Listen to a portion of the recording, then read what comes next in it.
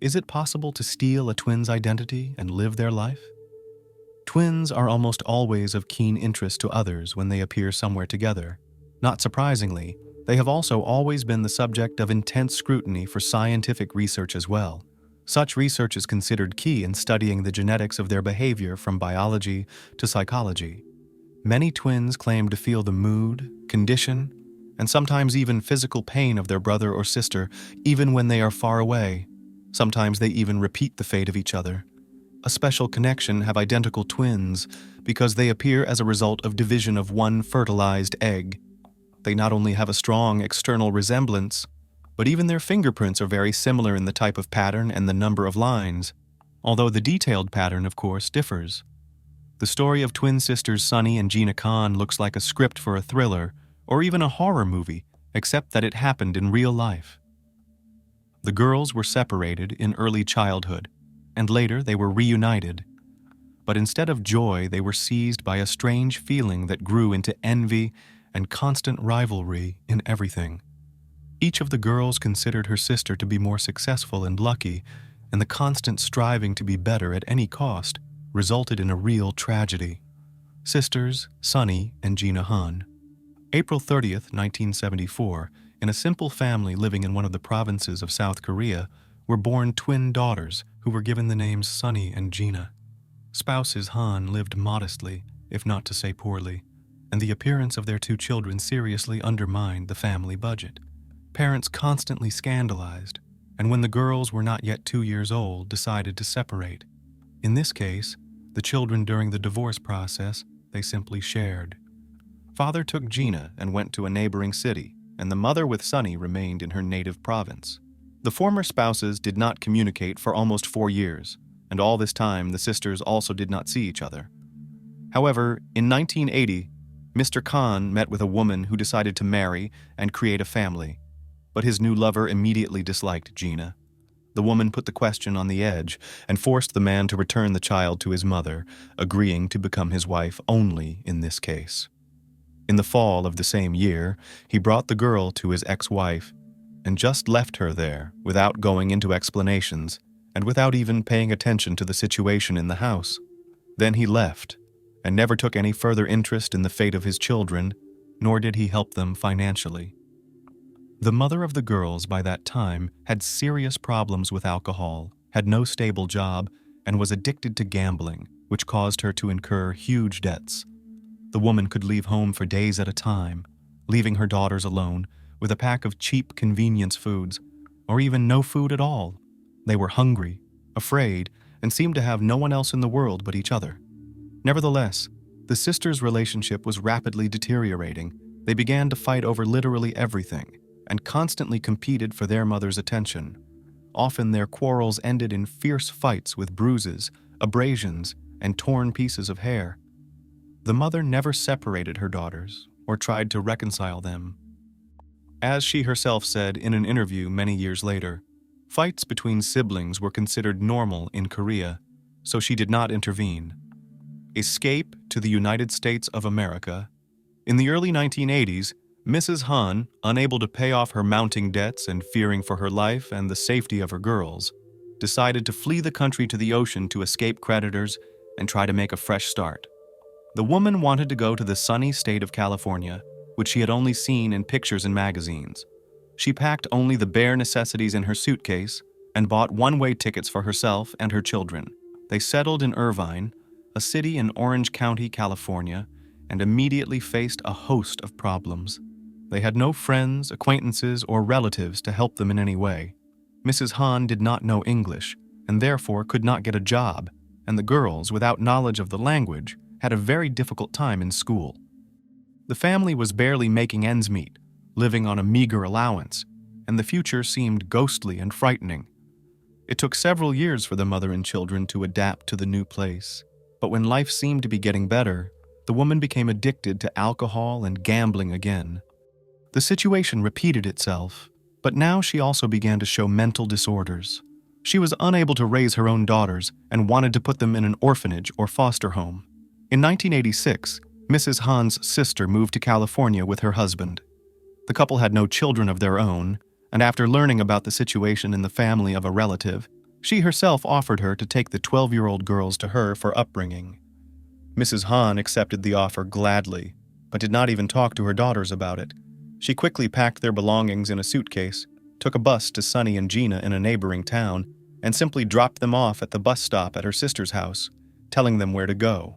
The girls were confused, scared, but they were welcomed with open arms at their aunt's house, and soon their lives began to resemble a fairy tale.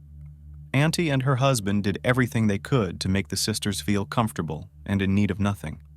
Sunny and Gina ate enough for the first time in their lives, wore beautiful new clothes, and attended a prestigious school where they were taken by car. Nevertheless, not only did the relationship between the sisters not improve, but it escalated to the breaking point. They studied together in the same class and constantly competed in everything. The girls were the best students, and each of them tried to bypass her sister in this. They also played sports, trying to perform better than their sister, shared friends, competed for the attention of teachers and guardians, and liked boys. This rivalry seemed to really stimulate and spur the sisters on, pushing them to be the best at everything. They did become the best students in their school, showed high performance in sports, were meticulous about their appearance, and were an example to others. The only thing that never happened between them was love. Each of the sisters thought that the second sister got the best, so she did not want to fall behind and give in. It should be noted that Sunny was more open, friendly, and communicative, so it was easier for her to make friends or relationships with boys. Teachers treated her better, and guardians, without realizing it, showed more tenderness and care to her. But Gina seemed to be driven by anger and hatred. She would go out of her way to beat her sister and prove to everyone that she was better, from the army to the alcoholic to the gambler. After high school, the sisters' paths diverged. Gina decided that she could realize herself as a soldier and signed a 4-year contract, joining the U.S. Air Force. The girl was hardy, well-prepared physically, but she soon realized that the military service she did not like at all. Here reigned strict discipline and order. Orders were not discussed, and the soldier did not actually belong to himself. After a year, she made her first attempt to break the contract, but she failed. After another 6 months, she went on a deception, saying that her father was seriously ill and she needed to take care of him. The management demanded proof in the form of a medical certificate, which of course she could not get anywhere. So, another 6 months or so passed, and Gina was literally suffocating without any personal freedom. Her unit was transferred to Lackland Air Force Base, located in Bexar County, Texas. It is the only place for the U.S. Air Force and Space Force enlisted for basic military training. In addition, Lackland is best known as the only military training location for the U.S. Air Force. Many people dream of going here, but for Hahn, this base seemed like a real prison. Gina didn't want to wait another 2 years for her contract to expire, so she decided to cheat again. She went to a senior officer and informed him about her unconventional orientation. It should be noted that it was 1994, and at that time, such a scandalous statement was a good reason for immediate termination of the contract. Freed from her obligations, Gina returned back to California and settled in the suburbs of Los Angeles. Pretty 20-year-old girl quickly found a job in one of the popular casinos with a salary of about $20,000 a year. The sum was small even for that time, but tips sometimes exceeded her daily earnings several times over. For a while, it seemed that Gina's life was getting better. She was making good money, could afford to buy clothes and cosmetics in brand-name stores, rented a place in a good neighborhood, and had her own, albeit used, car. But that didn't last long. Soon, she became addicted to hot drinks and began to use them almost daily. But that wasn't the worst of it. One day, Khan, after a work shift, after picking up her paycheck and receiving a decent amount as a tip, decided to try her luck and sat down at a slot machine. Within a couple of hours, she lost all the money she had earned. But instead of regret, she woke up a real painful excitement. She wanted to win back and hit the jackpot. Every day, after the end of the shift, she drank and sat down at the machines where she lost all the money. At first, she gambled only her paycheck and tips, but soon she began borrowing money from colleagues and friends, which caused her to get into debt. Gina did not realize that she was repeating the fate of her mother, who also had a problem with alcohol and gambling, and for this reason, the woman once left her native country, fleeing to America with 2 children in her arms. Gina's addictions worsened. Soon she stopped lending money because she simply did not pay them back, and she descended into banal theft. For the first time, she stole cash from the purse of her colleague, but the latter, having discovered the loss, felt sorry for Han and did not report her to the police. When the situation was repeated, the thief was brought to administrative responsibility, but she got off with only a fine and a suspended sentence. A few months later, she stole her aunt who raised her, visiting her. In mid-1995, Gina was convicted of theft and for the first time received a real sentence, going to prison for 3 months, but got out early after less than a month. After that, she was in the sight of the police a couple more times for drunken debauchery, but spent no more than a few days behind bars. Successful twin. Sunny went to college after high school and then became a student at a prestigious university. She studied law, received a scholarship, made a lot of successful and wealthy friends, revolved in high society circles, and lived that annoyingly perfect life, which these days brag on social networks. She rented a spacious apartment in a luxury apartment complex with its own swimming pool and gym, located in an upscale neighborhood. Sunny shared the rent with her close friend and fellow student Helena Smith, who was the heiress of very wealthy parents. Han had her own expensive white BMW car, and she was dating a handsome and promising young man from an intelligent family who was studying at medical school and dreamed of a career as a surgeon. It seemed that she was the complete opposite of her sister, achieved everything she dreamed of, and a long and happy life was ahead of her. About her twin sister, Sunny almost did not remember. They have not seen and did not communicate since graduation from high school. She knew from her aunt's words that Gina had already been in jail a couple of times for theft, had problems with alcohol, and got into debt because of gambling. The girl was too busy with her studies, relationships, and building her perfect life. She did not try to find her sister, somehow contact her, and offer help.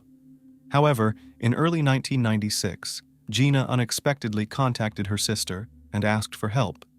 Is it possible to misappropriate someone else's life? In April 1996, Gina called Sunny and asked to see her. The sisters saw each other for the first time in 4 years, but did not feel any joy about it. They sat across from each other in a cafe, and the people around them did not take their eyes off them, because it seemed like one person sitting in front of a mirror. Gina complained to her sister that she was in serious trouble and didn't know what to do. Gina was unemployed, but with a lot of debt. She had nowhere to live and no one to turn to. Sunny listened carefully to her sister and genuinely felt sorry for her. She suggested that Gina stay in her apartment for the time being, without even consulting Helena. The same day, Gina moved into her sister's apartment with only a bag and her belongings. Of course, Gina had heard that Sunny was not poor, but she had not expected to see such a luxurious and cozy apartment in a comfortable residential complex, where there was everything one could dream of. Naturally, Gina did not pay for the apartment, and for more than a month she simply lived at her sister's expense. Every day she was more and more eaten up by envy and hatred. She constantly thought about how her life could have turned out. How was her sister better than her? At this time, Gina had a seemingly crazy thought. After all, she and Sunny were identical in appearance, and no one but her mother and aunt had ever distinguished them. Gina wondered, what if the twin just disappeared, and she could live her perfect life? In her opinion, no one would even notice the switch, as well as the disappearance of Gina herself, who had almost no friends, and her relatives frankly disliked her. Soon, such thoughts turned into an obsession. Gradually, an insidious plan matured in Gina's mind. She carefully watched with whom her sister communicates, where she goes, how she speaks and dresses, exactly copied her hair, makeup, and demeanor. Gina tried to socialize with her sister's friends as much as possible to learn more about them so they wouldn't notice the switch. The sisters still did not find common ground and constantly quarreled. As the main argument, Sunny threatened to evict her sister every time, but since she had nowhere else to go, she just gave up and stored up her hatred. On August 18, 1996, after another scandal, Gina had been drinking, and while her sister and a neighbor went somewhere else, she went through the apartment and, taking all the cash found there, went to the casino. When Sunny and Helena returned home, they found the place a mess and the money missing. They immediately realized what had happened and went to the police because they could no longer tolerate the antics of Gina. The girl was arrested the same night right in the casino. She was found guilty and sent to prison for 6 months, but after 2 months, the conditions of her imprisonment were relaxed, and the convict could leave the prison for 6 hours a day to go to work, but had to return to the prison at night. She complied for 2 weeks, and then decided to escape to complete her plan, an insidious plot. Once free, Gina hitchhiked back to Orange County. She was not a dangerous criminal, so the search for her was not a full-time endeavor. Since Gina had no money, she was forced to spend the night in a homeless shelter in a very disadvantaged neighborhood. She wanted to kill her sister as soon as possible and take her place, but she couldn't do it alone, and it was impossible to hire a hitman on credit. Then Gina recruited 2 local teenagers, whom she met in the same troubled neighborhood. They turned out to be Archie Bryant and his buddy Joni Syrat. The girl promised to pay each of them $100 in case of success. The guys prepared for the crime thoroughly, bought rope, duct tape, and even somewhere got a gun, which however was not loaded, but could be used for intimidation. On November 15, 1996, Gina, having borrowed money from acquaintances, rented a used Ford Mustang, on which she and her accomplices were to go to her sister's house. All was to happen on Wednesday, November 20th, in the afternoon, when Sunny, according to the calculations of her sister, would definitely be home alone. And to make a reconnaissance, and to make sure of it, the intruders bought a pack of magazines, so that Johnny, under the guise of a salesman, would look into the apartment and check who was inside. The plan seemed flawless, the roles were written, and each of the criminal trio knew what he had to do. But suddenly everything went wrong, as they had originally intended. A failed assassination attempt. On the appointed day, around noon, a Mustang pulled up to the apartment complex where Sonny lived and 2 guys got out. Archie stealthily stood aside while Johnny went with the magazines to the victim's apartment. He knocked, and the door was opened by Sonny, who, however, did not bother to knock, and saying she didn't want anything, simply slammed the door in his face. Johnny went back to his assistants, told them everything, and they discussed the details of the plan once more. Somehow, no one had any doubts that the girl might not have been home alone, only because she had opened the door herself without calling anyone. Having finished discussing the nuances, the young men took the rope, duct tape, and gun from the car and went back to the apartment. Around 1 o'clock, Johnny called the apartment again, and Archie stood a little ways away, preparing to kick the door down as soon as Sonny opened it. By then, however, Sonny had gone to take a shower because she was about to leave for an important meeting. Her neighbor was sitting in the living room in front of the TV, and when she heard the bell ring, she didn't even want to open the door. But the unexpected visitor was persistent, so after a couple minutes, Smith gave up and headed for the door. As soon as the lock clicked and the door began to open, the guys, without ceremony, kicked it out, knocked the girl to the floor, and only then realized that it was not Sonny in front of them. Threatening with a gun, they tied Helena up, duct taped her mouth shut, and then Johnny ran to Gina to ask her how to handle the situation and whether to let the witness live. He took with him a bank card lying on the dresser in Sonny's name. At this time, Sonny, still in the bathroom, heard a noise and cautiously peeked out. She decided that burglars had broken into the house, grabbed the cell phone in the hallway, and went back into the bathroom and started calling the emergency services. All she had time to do was give the address and tell them about the armed robbery when the connection was suddenly cut off, and the door to the room swung open with a powerful kick. Archie pulled a terrified Sonny out by the hair, tied her up with rope, taped her mouth shut, and threw her on the floor next to a bound Helena. The friends expected to be tortured to find out where the money and valuables were in the house, or to be abused, but just a few minutes later, the police arrived. Johnny and Gina were still in the Mustang when the police arrived at the house. First, 3 law enforcement officers ran past them, and a few minutes later, another car came to help. Since it was a hostage situation, all forces were rushed to the call. A police officer who was running by was radioed the number of the apartment, and this was heard by the intruders sitting in the car. Gina got out of the car and yelled that she was Sonny Hahn. The law enforcer looked at her but didn't understand what that said. He asked her to wait and ran to the scene, where his colleagues had already managed to disarm the attacker and rescue the hostages. When the police officer entered the apartment, he was shocked and bewildered. In front of him, frightened and crying, sat the same girl he had just run past on the street. He asked her name, and when she said her name was Sunny Khan, the police officer doubted for a moment that what was happening was real. He thought he was going crazy, because the same person could not be in two places at the same time. The man, telling his colleague that he needed to check something, jumped back into the yard, but the Ford Mustang with the girl and her accomplice had already disappeared. The good twin and the bad twin? When Gina saw the police arriving and heard the apartment number being called on the radio, she realized that the attempt had failed. Then she took a desperate step, jumping out of the car and identifying herself by her sister's name. The girl wanted to make herself look like a victim, saying that the real criminal is now in her apartment, but the hurried officer simply did not listen to her and only asked to wait. Naturally, Gina did not wait. She and Johnny went to the nearest ATM, where they were able to withdraw a few $1,000s from her sister's stolen card. And then the criminals rushed towards the Mexican border, but first they needed to change their car for something less conspicuous. At the car dealership, Gina introduced herself with her sister's name, but when filling out the paperwork, she made the mistake of writing her real name. The employees thought this was very strange and asked her to wait for a while to settle the formalities, then informed the management, and they called the police. When arrested, Gina continued to insist that Sunny was her, and the other sister was pretending to be her. The identity of each of the girls was established only by fingerprints, but even after that, at the investigation and in the courtroom, they both continued to introduce themselves as Sunny Khan. At first glance, the Khan sisters seemed to be typical good and bad twins, but a deeper examination of their history revealed that this was not the case at all. While Gina suffered from addictions, regularly got into trouble, and had several criminal records, Sunny built a happy and successful life.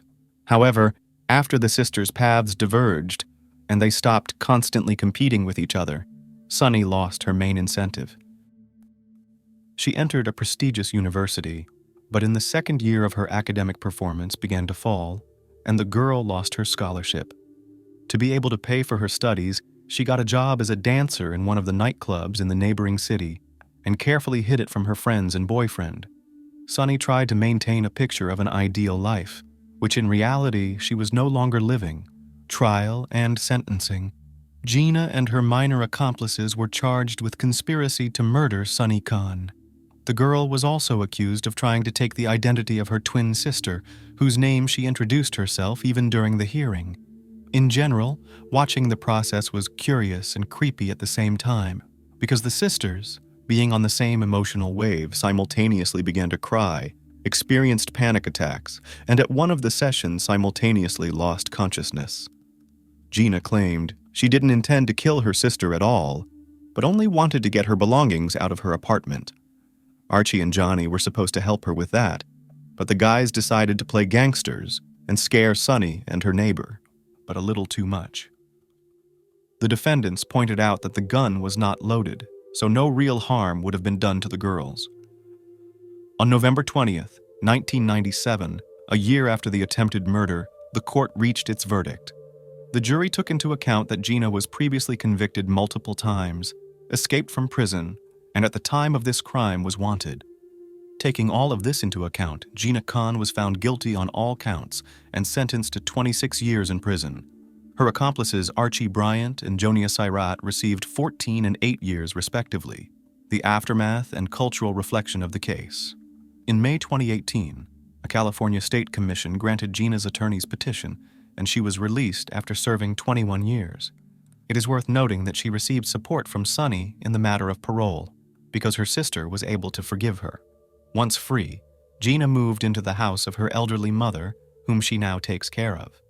The story of the Khan sisters was widely covered in the press, became a topic for numerous issues of popular talk shows, and also formed the basis of a number of documentaries and feature films. On an early August morning in 2015, emergency services received a call. Tom Martins, the caller, urgently reported a violent altercation involving his daughter and son-in-law. "He's bloodied, and I fear I might have killed him," Tom revealed with a shaken voice. In response, the dispatcher quickly mobilized medical support. The phone was then passed to Tom's distraught daughter, skilled in CPR. The dispatcher calmly instructed, "Stay composed.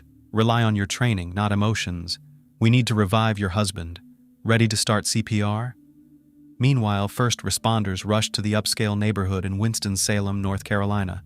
They arrived at a $350,000 home, noted for its stylish gray shutters and well-maintained lawns, only to find Jason Corbett brutally murdered. This incident unfolds a tragic narrative of a widower with 2 young children, who was in dire need of emotional support after losing his cherished wife. It also introduces a young woman, seeming like a beacon of hope, who stepped in to care for the children. Yet, it serves as a stark reminder of the dangers of hastily integrating almost strangers into close-knit family bonds. If Jason had been fully aware of Molly's mental health background and had known her more intimately, he might have reconsidered her close involvement with his kids. For Molly, meeting Jason symbolized a fresh start, complete with a loving family and the children she always dreamt of. However, for Jason, this relationship tragically became a one-way journey with no return. Molly Martin's life was the epitome of the American dream.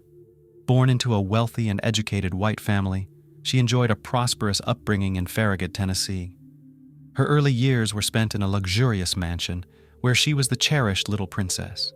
Neighbors recall her as a reserved, somewhat introverted girl who was an adept swimmer despite frequent health-related absences from school. With the family's move to the more lavish Fox Run area, Molly continued her education at Farragut High School, participating in the swim team. Though not as skilled as her peers, Molly still felt like a champion in her own world. Molly's mother, Sharon, a math doctorate from the prestigious Emory University in Georgia, and her father, Tom, an FBI agent and seasoned lawyer, instilled a family motto: "Success is measured only by achievements, regardless of whether they were real or perceived." The Martenses were known as pillars of society, a family striving for prestige, wealth, and perfect heirs, ready to continue their lifestyle. From a young age, the children were raised with a win-at-all-costs mentality. The main issue was that Molly, the beloved daughter and little princess, didn't live up to these high expectations, unlike her 2 brothers.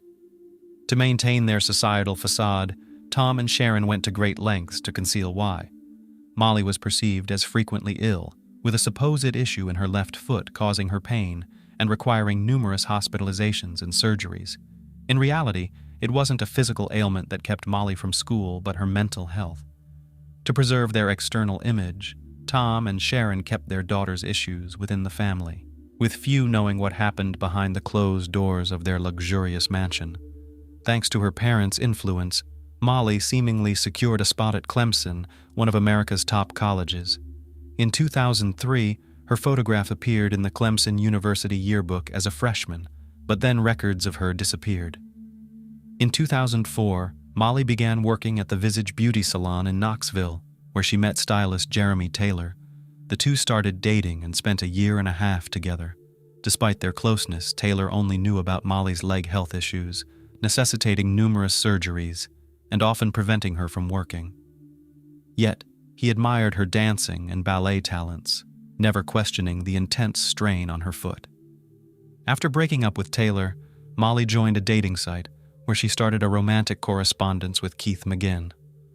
On February 22, 2007, nearly a year before meeting the widowed father of 2, Keith and Molly went on their first date. It was to Keith that Molly first revealed her bipolar disorder and some other accompanying issues. Keith, who suffered from chronic fatigue and depression himself, supported her and moved in with her a month later. Molly found work as a mammy, attended therapy, and things seemed to be going well. The fairy tale ended when she contracted a severe staph infection. The medication for the infection interfered with her bipolar medication, leading to a drastic change in her behavior. According to Keith, at one point, Molly was taking 16 pills prescribed by her psychiatrist daily, plus an additional 10 as needed. Most of these were for her bipolar disorder and manic depressive psychosis. Molly stopped sleeping, and their relationship rapidly deteriorated. In a bid to save their relationship, Molly decided to get pregnant. She always said that children would make her happy, Keith later revealed in an interview. Eventually, she got pregnant. I was terrified because I knew how many medications she was on. I was really scared.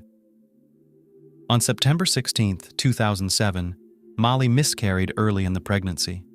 Keith recalled, "She was devastated. But honestly, I was relieved. I thought it was for the best." 5 months later, in February 2008, with no improvement in her condition, Molly was admitted to a psychiatric unit in a medical rehabilitation center in Atlanta, Georgia. Her parents paid for the treatment. A few days after her discharge, she told Keith, "I want to go work as a nanny somewhere in Europe." He took it as a sign of her relapsing and didn't think much of her online advertisement seeking a nanny position. However, she soon informed him that she had found a job in Ireland and would be leaving for a while. Her advertisement was answered by Jason Corbett, unaware of the future nanny's troubles. Jason Corbett was born on February 12, 1976, in Limerick, Ireland. He grew up in a happy and caring family. His parents, John and Rita, raised 8 children, including Jason's twin brother, Wayne. The family valued emotional richness over material wealth, and despite financial struggles after their father lost his job, they strived to provide a nurturing environment for the children. To help out, Jason took a part-time job as a security guard at a school sports center. He was eager to earn money to delight his loved ones. Work ethic and the desire to support those around him were always important values for Jason, making him a favorite among family and friends. Margaret Fitzpatrick, or simply Meg, was one of those who had a deep affection for Jason. Right after meeting, they knew they were meant for each other. Married, they eagerly started planning a family, both desiring a large, happy household. In September 2004, they welcomed their first child, Jack, and 2 years later, their daughter Sarah was born. Meg and Jason felt true happiness raising their little ones, deeply loving each other and their children, and everything in their life seemed perfect. However, this idyllic life came to an abrupt end. On November 21, 2006, just 3 months after Sarah's birth, tragedy struck. Meg woke up with an asthma attack and, despite medical intervention, passed away in the hospital. Her death left 30-year-old Jason in profound grief. In his loneliness and sorrow, only his love for his children kept him afloat.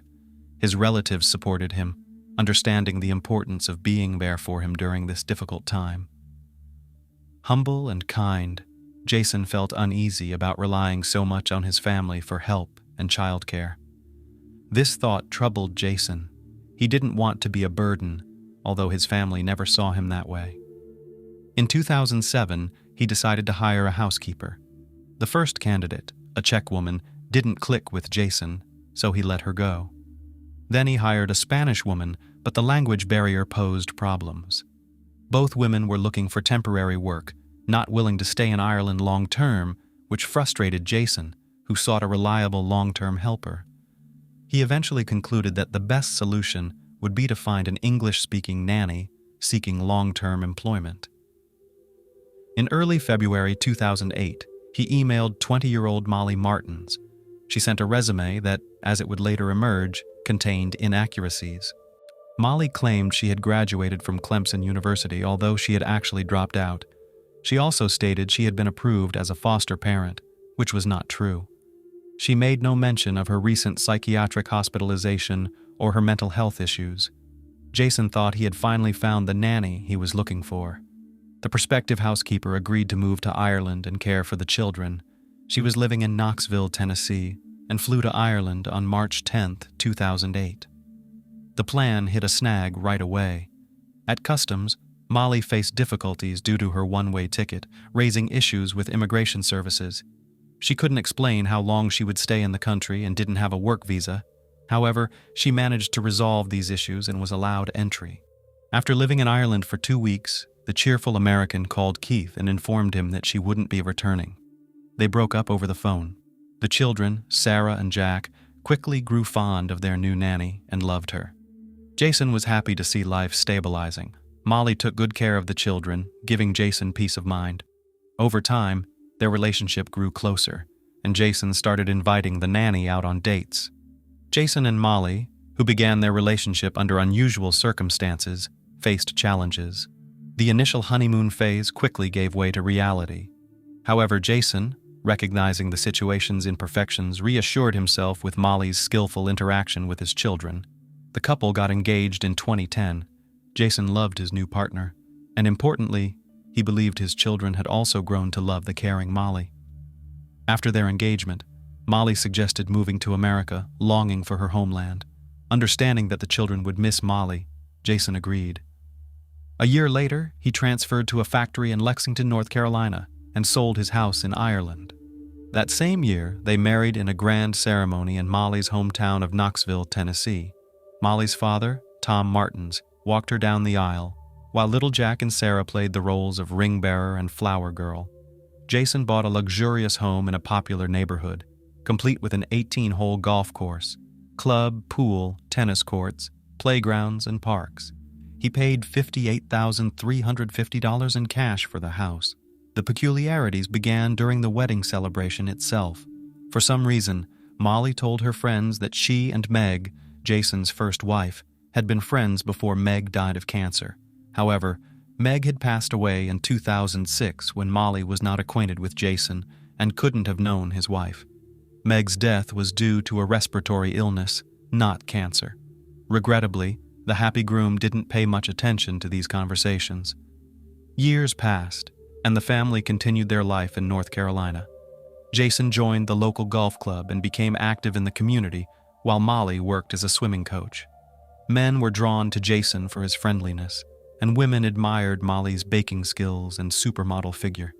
They appeared to be the perfect couple, an attractive and sociable husband, a well-groomed and athletic wife.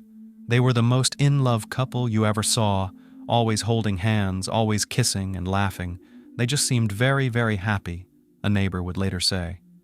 Molly had been conditioned since childhood to maintain a prestigious facade for the public, no matter what was happening behind closed doors.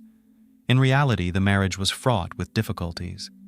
Jason resisted Molly's persistent attempts to adopt his two children. While it seemed a normal desire for a woman who had stepped into the role of mother, her insistence became so intense and obsessive that it started to frighten Jason. According to his sister, Molly convinced neighbors she was the biological mother of the children and even described her pregnancy with Sarah to acquaintances. The couple constantly argued over the adoption issue. Jason felt unhappy, longing for his home, missing his friends, and the warm family evenings with his brothers and sisters. He seriously considered divorce and returning to Ireland with his son and daughter, which he honestly discussed with Molly. Her reaction was immediate and intensely emotional. After the argument, Jason even hid the children's passports, fearing that Molly might dispose of them to prevent their departure. The more he contemplated divorce, the more desperately she tried to keep him and the children with her. Jason lost his zest for life and began to gain a significant amount of weight, which infuriated his young wife. A husband with excess weight disrupted their perfect public image. The night before the murder, the couple attended a dinner at a neighbor's house, where Molly loudly criticized the amount of food on Jason's plate in front of all the guests. She openly stated that it was unacceptable for someone of his weight to eat so much. Jason left silently. The following night, August 2nd, 2015, Molly and her father beat Jason to death. On August 1st, Molly's parents, Tom and Sharon, arrived in North Carolina for a visit. The exact purpose of this visit remains a mystery to this day. Some believe Molly and her father pre-planned the visit to ensure Tom was present to assist in committing the crime, while others see it as a routine parental visit. Since Tom and Sharon arrived late in the evening, they decided to give the gifts they brought for the children the next morning. This detail is crucial. They had prepared an aluminum baseball bat for Jack and were planning to give Sarah a tennis racket. After dinner, Tom and Sharon retired to the guest bedroom in the basement. Molly and Jason went to their bedroom on the first floor, and the children went upstairs to their respective rooms on the second floor. According to Molly, Sarah woke her up at 3 a.m. after a nightmare. Molly calmed her down and took her back to bed. By the time she returned, Jason, she claimed, was awake and furiously angry, leading to a fight that ultimately resulted in his death. As the supposed altercation began, Tom, a former FBI agent, allegedly heard strange noises from his daughter and son-in-law's bedroom. Concerned, he grabbed the baseball bat intended for Jack and headed to the room. Upon entering, he claimed to see Jason choking Molly. Jason, noticing his father-in-law, tightened his grip and dragged Molly to the bathroom, threatening to kill her. Tom pleaded with Jason to release Molly, but seeing his requests were futile, he intervened to save his daughter. Tom stated that his initial bat strike didn't stop Jason from strangling Molly, so he continued to hit him. Eventually, Jason released Molly, attempting to grab the bat. A struggle ensued, with Jason wrenching the bat away and knocking Tom to the floor. Tom claimed Molly, in a state of extreme fear, grabbed a brick from the bedside table and struck Jason on the head. Both father and daughter, fearing for their lives, continued to attack the enraged man until they realized he was no longer a threat. By calling the rescue service, Tom described the incident as a fight where his son-in-law had assaulted his daughter, and now Jason urgently needed help. However, when emergency services arrived, the scene indicated something far more brutal than simple self-defense. The bedroom walls and floor were drenched in blood, with splatters also on the ceiling and furniture. Jason's skull was so shattered that pieces of his scalp were scattered across the floor. The medical examiner noted in the report that the number of blows was impossible to determine, as pieces of skull fell onto the table during the autopsy. The first responding police officers noted a stark discrepancy between Jason Corbett's horrific injuries and the fact that both father and daughter were unscathed, their clothes intact. Not even Molly's thin bracelet was broken, despite her claim of a life-and-death struggle. Another key observation. Some emergency responders noticed blood on the brick, and Jason's body began to dry out and he was cold to the touch, indicating a significant period of time before the emergency call was made. And why would someone keep a brick on their nightstand? Detectives questioned its presence in the bedroom. Molly explained she planned to paint the brick with the children and was examining it before bed, thinking about the design. The case hinged on appearances, the external details and testimonies of those involved. During questioning, Molly confessed she had endured years of severe abuse from her husband, keeping silent for fear of losing the children. She said she consulted lawyers who advised collecting evidence of abuse for a custody battle, leading her to plant recording devices around the house. She presented these recordings to the detectives. Tom claimed during questioning that Jason had repeatedly physically abused Molly. However, the investigation found no evidence of physical abuse during Molly's life with Jason. At the trial, the defense insisted on self-defense. Jason Corbett was portrayed as a drinking, violent man who emotionally and physically abused his family. The defense even found people suggesting he might have killed his first wife, Meg. The family doctor testified about Jason's complaints of mood swings. He felt he was getting angry recently without reason. Social workers interviewed the children. Jack and Sarah said their father was always angry and even hurt their mother. The prosecution presented expert reports indicating that while the audio recordings made by Molly showed Jason's temper, they did not evidence physical violence. Toxicology reports also found traces of a psychiatric medication prescribed to Molly in Jason's blood, suggesting this may have caused his mood irregularities. Jason's family, who knew him as a calm and kind man, were shocked by the defense's claims and insisted that Molly fabricated the story and likely drugged him with illegal drugs to cause behavioral instability for her records. A bloodstain pattern analyst called by the prosecution testified that the blood spatter trajectory did not match a self-defense scenario. The attack on Jason began while he was getting up, and he was defenseless, lying face down when he was repeatedly struck. In 2017, Molly and Tom were found guilty of murder and sentenced to 20 to 25 years each in prison. They filed an appeal a week later and eventually succeeded in getting the North Carolina Supreme Court to overturn their second-degree murder conviction in 2021, leading to a new trial. They were released on $200,000 bail, leaving Davidson County Jail within an hour of each other. In October 2023, father and daughter made a plea deal for involuntary manslaughter. During the November trial, statements from Jason Corbett's now-grown children, Jack and Sarah, living with their aunt in Ireland, were heard. 17-year-old Sarah Corbett stated that defense witnesses and attorneys distorted her words when she was 8 to aid Molly Corbett and Tom Martins in obtaining lighter prison sentences. Molly Martins taught me to shoplift, vomit, and lie. She used to hit my brother and starve him. When I was just 5, she told me my father killed my mother. I really loved Molly, and she manipulated me. Jack Corbett confessed in his statement that he lied to investigators when he was 10. I lost so much of myself since that day. My words were used as a weapon to help Molly and Thomas avoid punishment for killing my father. I never saw my father harm Molly. He was a loving and honorable man, and they did everything to tarnish his good name. While my friends enjoy parties, I'm in therapy, learning to live with the fact that I lied and helped them get away. The children asked Judge Hall to sentence Molly Corbett and Thomas Martins to the maximum 25 years. Perhaps their plea deal helped them avoid this sentence. In November 2023, father and daughter were sentenced to a minimum of 4 and a maximum of 6 years, with credit for the 44 months already served. They were also ordered to avoid contact with the Corbett family. Thomas Martin's lawyer expects his client to be released in 7 months. Sarah, with her Aunt Tracy's help, wrote and published a series of children's books aimed at helping kids cope with loneliness after losing a loved one. Jack became a singer, songwriter, and skilled rugby player. Both siblings continue to fight for justice in their father's case. The case of Luz Maria Lopez, from love to violent crime.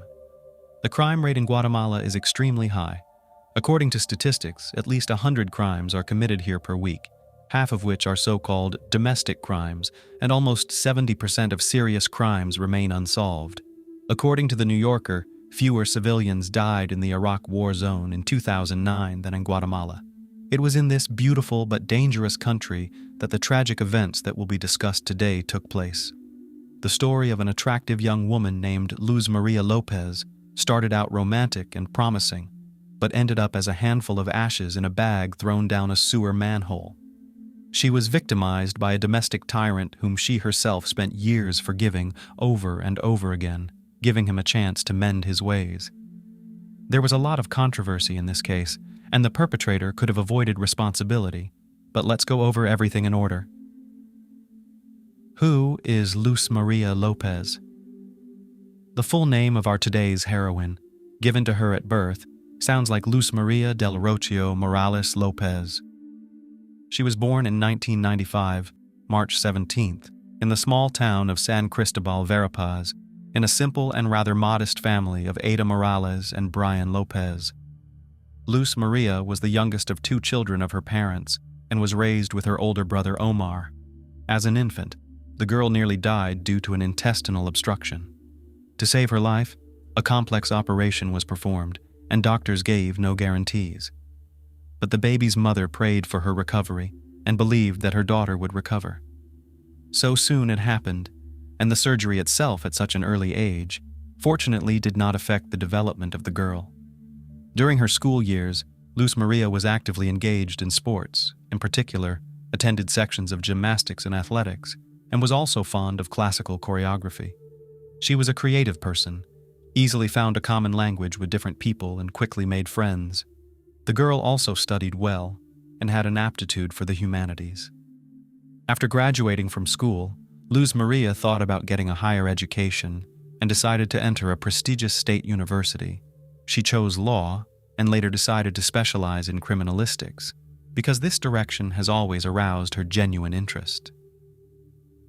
A fateful encounter. When Luz Maria was a student, she and her mother visited a car dealership in Coban, the capital of Alta Verapaz. It was her older brother's 25th birthday that year, and her parents and sister wanted to give him a special gift, a motorcycle, which he had long dreamed of.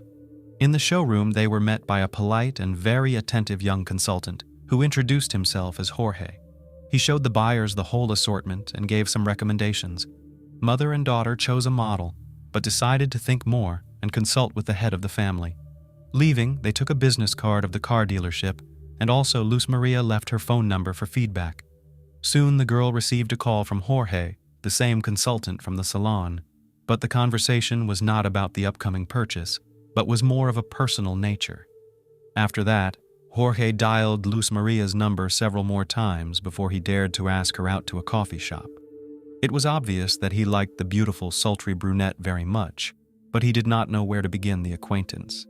It should be noted that Luz Maria also liked this handsome young man, so on his proposal to meet, she responded with consent. The guy was a year younger than her, but such a small difference in age was not an obstacle for them. Almost immediately, a romantic relationship began between them, which developed rapidly. Both felt that it was true love at first sight and believed that a long and happy life was ahead of them. After only a few months, the couple decided to live together, and although their parents did not approve of such a rush, the young people were soon married. About 6 months later, the lovers played a wedding, inviting only the closest people to the celebration. Curiously, the problems began on the day of the wedding, when the institution where the banquet was to be held, there was a hitch because of which the holiday was almost derailed. The couple had to overpay a considerable amount of money so that the wedding, after all, took place at the appointed time. Who is Jorge?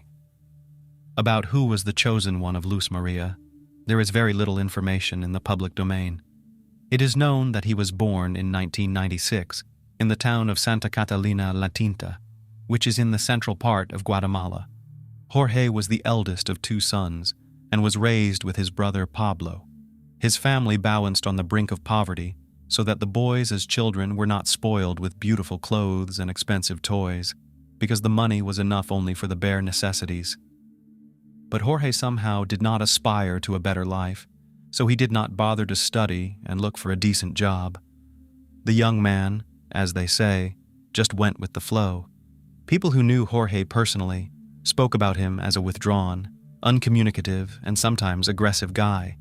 He really had problems with controlling emotions, because of which Jorge did not have many friends and poorly formed relationships with the opposite sex. Nevertheless, when he met the girl of his dreams, he made every effort to win her love, and then he was in a hurry to get married, fearing that she might change her mind. By the way, the parents of Luz Maria from the very beginning treated her son-in-law with suspicion. There was something about this young man they definitely did not like, but they could not say what it was and could not dissuade their daughter from marrying him. An unhappy marriage. Soon after the wedding, the young wife became pregnant, but since she had not yet managed to get a university degree, she could not find a good job. No one wanted to take a girl with no experience who was in an interesting position, so she had to make do with casual labor. Her husband by that time had lost his job, but was in no hurry to burden himself with a new occupation. When the couple had a daughter, who was named Alice, with money in the family was quite tight. Both spouses were unemployed. They had no money, not only to pay for rented housing, but even to buy food and the most basic things needed in the household. Then Jorge convinced his wife that the only way out for them would be to temporarily move to live in his parents' house. Luz Maria refused for a long time, but since they had no choice, and they could not stay on the street with a baby in their arms, the young woman eventually agreed. Ada knew about the problems in her daughter's family, and repeatedly persuaded her to return to her native home, but she persisted in saying that everything would soon get better with her husband, and there was no reason to worry. One day the mother decided to visit her daughter and granddaughter, but coming to the house of her son-in-law's parents, found there a frightening picture. Luz Maria was in a deplorable state. She ate only once a day and then a little. Jorge's family did not think it necessary to feed their unemployed daughter-in-law. Luz Maria was breastfeeding her young daughter, so malnutrition could affect not only her health, but also the health of the child. However, the meager food was only a small part of all the troubles and problems Luz Maria faced in her mother-in-law's home. As it turned out, there she was constantly humiliated and even beaten by her husband's younger brother. This guy was annoyed by the crying of the child, as well as the presence of children's things in the house, so much so that he repeatedly threw them at Luz Maria, and once again launched a baby bottle at her and hit little Alice, who was in her mother's arms. Jorge saw all this, but never once stood up for his wife and daughter, and acted as if they were strangers to him. Ada convinced her daughter to take her granddaughter and return to her parents' house, But soon, Jorge appeared on their doorstep, asking his wife to return and promising to get a job. She agreed, but only after the young people were able to rent an apartment and live separately from Jorge's parents. When Luz Maria defended her diploma, she was able to fulfill her longtime dream and got a job in the city prosecutor's office. A smart, talented, and very responsible young woman, she quickly gained the respect of her colleagues and gradually began to move up the career ladder. Over time, the family's financial situation improved considerably, so much so that the couple could afford to buy a car for two. However, this was solely the merit of the wife, who worked hard, spared no expense, and was well regarded by her superiors. Jorge was still in search of himself and preferred to live at the expense of his wife, jealous, lazy, and a domestic tyrant. The young husband had an explosive temper, and the situation only worsened with time. He did not want to work, interrupted by temporary part-time jobs, and even then, not often. He preferred to sit at home in front of the TV, drinking beer with friends and spending what his wife earned. In addition, Jorge was pathologically jealous and tried to control every move of his beloved. He did not allow her to make friends, to have lunch with colleagues in cafes, or just to be somewhere without him.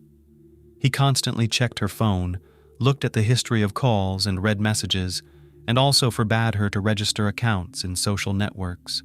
At home, when left alone, the husband behaved no better. He made scandals in the middle of nowhere, constantly clarified relations, and always blamed his wife for all the problems and family troubles. When they lived in the house of his parents, Jorge never stood up for his wife and just watched how she humiliated, insulted, and sometimes even beat his relatives. Jorge himself also occasionally gave the will of his fists and did not see anything wrong in it. He treated Luz Maria as his property, believing that she would endure everything and would not go anywhere from him. Neighbors often heard the screams coming from the house of the couple, as well as saw on the face and body of the young woman signs of beatings. Repeatedly, Lopez tried to leave her husband and wanted to file for divorce. She several times took her daughter and moved out of the rented apartment in the house of her parents, but her husband every time came there and literally on his knees begged her forgiveness. And each time Luz Maria forgave him, giving him another chance, even though her parents asked her to come to her senses and leave this abusive man. On December 15, 2020, after another fight with manhandling, Luz Maria took 3-year-old Alice, got into the car, and came to her mother in tears. A day later, Jorge arrived there, and it was unclear whether he wanted his wife or the car back. He said that he had found a job, and now their lives would change, and he also swore that he would never raise a hand on his wife again in his life. Surprisingly, Luz Maria believed him again and went with her husband to their rented apartment. In mid-January 2021, Luz Maria called her mother to complain that her husband had not only failed to get a job as promised, but had also stolen the money she had earned, effectively leaving the family destitute. Ada felt sorry for her daughter and said she would give her some money so that she and her granddaughter would have enough for everything they needed until her daughter received her salary. The women agreed to meet on the morning of January 19th, but Luz Maria did not arrive at the appointed time. Moreover, she did not answer phone calls and messages, which was unusual for her. Concerned, Ada decided to go to her daughter's workplace the next day, but there she learned that Luz Maria had not shown up for the second day and that no one had been able to contact her. At the same time, Jorge, who was also looking for his wife, arrived at the prosecutor's office.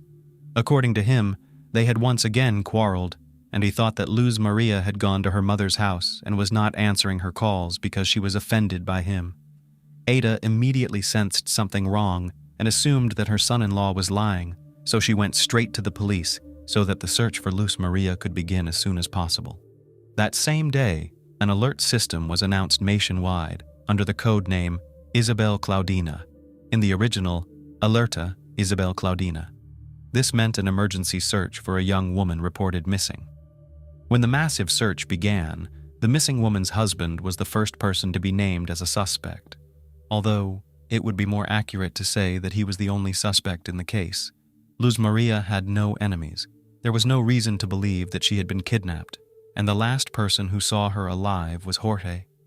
Naturally, this guy denied his involvement in the case, claiming that he himself was knocked down in search of his wife, and now extremely indignant and annoyed by the fact that he became the main suspect. At the same time, he himself was constantly confused in his testimony and could not clearly explain why he did not inform the police about the disappearance on the day of his wife's disappearance. And if he thought that she was at his mother-in-law's house, why he did not call or go there. While the police were searching for witnesses and combing the area, the body of the missing Luz Maria was accidentally discovered by municipal workers. On January 22nd, several workers arrived to a call about a clogged storm drain near the road. When they lifted the grate, they saw a strange large plastic bag with something black in it. As they looked closer, they realized that what they were looking at were charred human remains. They immediately reported the gruesome discovery to the police, and the police officers who arrived suggested that the body found could be that of Luz Lopez, who is wanted all over the country. Forensic experts confirmed that the remains belonged to a young woman and her parents and brother at the identification, despite the fact that the body was badly disfigured by fire, confirmed with certainty that it was her. It is noteworthy that the package was found on the same street where the building of the prosecutor's office, where the deceased worked, was located, except that there were no surveillance cameras as well as lighting in that place. Despite the fact that the body was badly burned, pathologists were able to establish that the woman was severely beaten and the cause of her death was asphyxia. This was evidenced by internal hemorrhages, several fractures sustained while she was still alive, and particles of caked blood in her nose and mouth. There were deep marks on her neck indicating strangulation. It's a strange message. At the time of the discovery of the body, no new suspects had emerged in the case, and the victim's parents had no doubt that it was the son-in-law who had so brutally murdered their daughter. Jorge was immediately taken into custody, and the motive for his heinous act was being investigated. Also, psychologists criminalists had to analyze in detail this marriage and the relationships formed within the family. At the investigation, Ada Lopez provided a frightening audio recording, which was sent to her anonymously by someone who lived in the neighborhood with her daughter and son-in-law. Apparently, this person has repeatedly witnessed the family scandals of the couple, and this time decided to record their quarrel, not suspecting that everything will end in a brutal murder. The audio recording clearly shows Luz Maria desperately screaming and crying for help, while in the background little Alice sobs in the background. Ada was horrified by what she heard. She stated that if that witness had called the police right away, her daughter might be alive right now. The man who made the recording not only did not call the police, but did not even visit the house from which the horrible screams were coming. The police also failed to trace the anonymous person, so it was not possible to involve him in the investigation as a witness. The audio recording was attached to the materials of the criminal case, and Ada gave a big interview, during which she called on all citizens to be vigilant and report to the police about the revealed facts of domestic violence, and not just to film them on camera or record them on a dictaphone. According to the woman, such simple actions will help save someone's life. This high-profile crime caused a widespread public outcry, and thousands of people took to the streets, staging rallies across the country to demand that the killer be punished. Although Jorge was taken into custody almost immediately, he continued to deny his guilt, saying that he personally drove his wife to work that fateful day, after which she disappeared. Street CCTV footage did indeed show the couple's car traveling in the direction of Luz Maria's workplace that morning. However, due to the tinted windows, it could not be clearly established how many people were in the car. Also, none of the recordings showed the car stopping and Luz Maria getting out of the cabin. The next curious discovery was made at the couple's rented home, where numerous washed-out traces of blood and drag marks were found. This suggested that this was where the brutal crime had taken place. Suspicions were confirmed when microscopic fragments of burnt flesh were found in the trunk of the family car. In addition, during the search, the investigator was interested in the recent purchase made by the couple, namely, a double orthopedic mattress. More precisely, not even the mattress itself, but the dense polyethylene in which it was wrapped. As the comparative analysis showed, it was in it that Jorge had packed the burnt remains of his wife. It was also possible to find several witnesses from among the neighbors of the family who repeatedly heard Jorge insulting his wife and threatening her with death. A few days before Luz Maria's sudden disappearance, her husband had shouted that he would kill her if she decided to leave him, and that he would hide her body so that no one would ever find it. The picture of the crime. Based on the data that managed to collect expert criminologists, as well as relying on the testimony of several witnesses, the investigation of the pieces restored the gruesome picture of the crime. The murder occurred on the night of January 19, 2021, the day before the spouses had a big fight, and Jorge again gave the will of his fists. He had problems with controlling outbursts of anger before, but this time he simply went into a rage. He hit his wife several times, causing her to scream and cry for help. It was these screams that the neighbors of the family heard, but did not call the police. In the process of beating, Jorge broke his wife's nose and also caused her a head injury. After that, he strangled her with his bare hands and then attempted to dispose of the corpse. To do so, he dragged the body out into the backyard, doused it with campfire liquid, and set it on fire. However, Jorge did not expect his funeral pyre to be so smoky and the stench of burning meat and hair to eat away at his eyes. He was afraid that the neighbors would notice it, suspect something wrong, and call the fire department or the police. So he quickly put out the fire, wrapped the burnt remains in plastic, and then went to find a secluded place where he thought the body would never be found.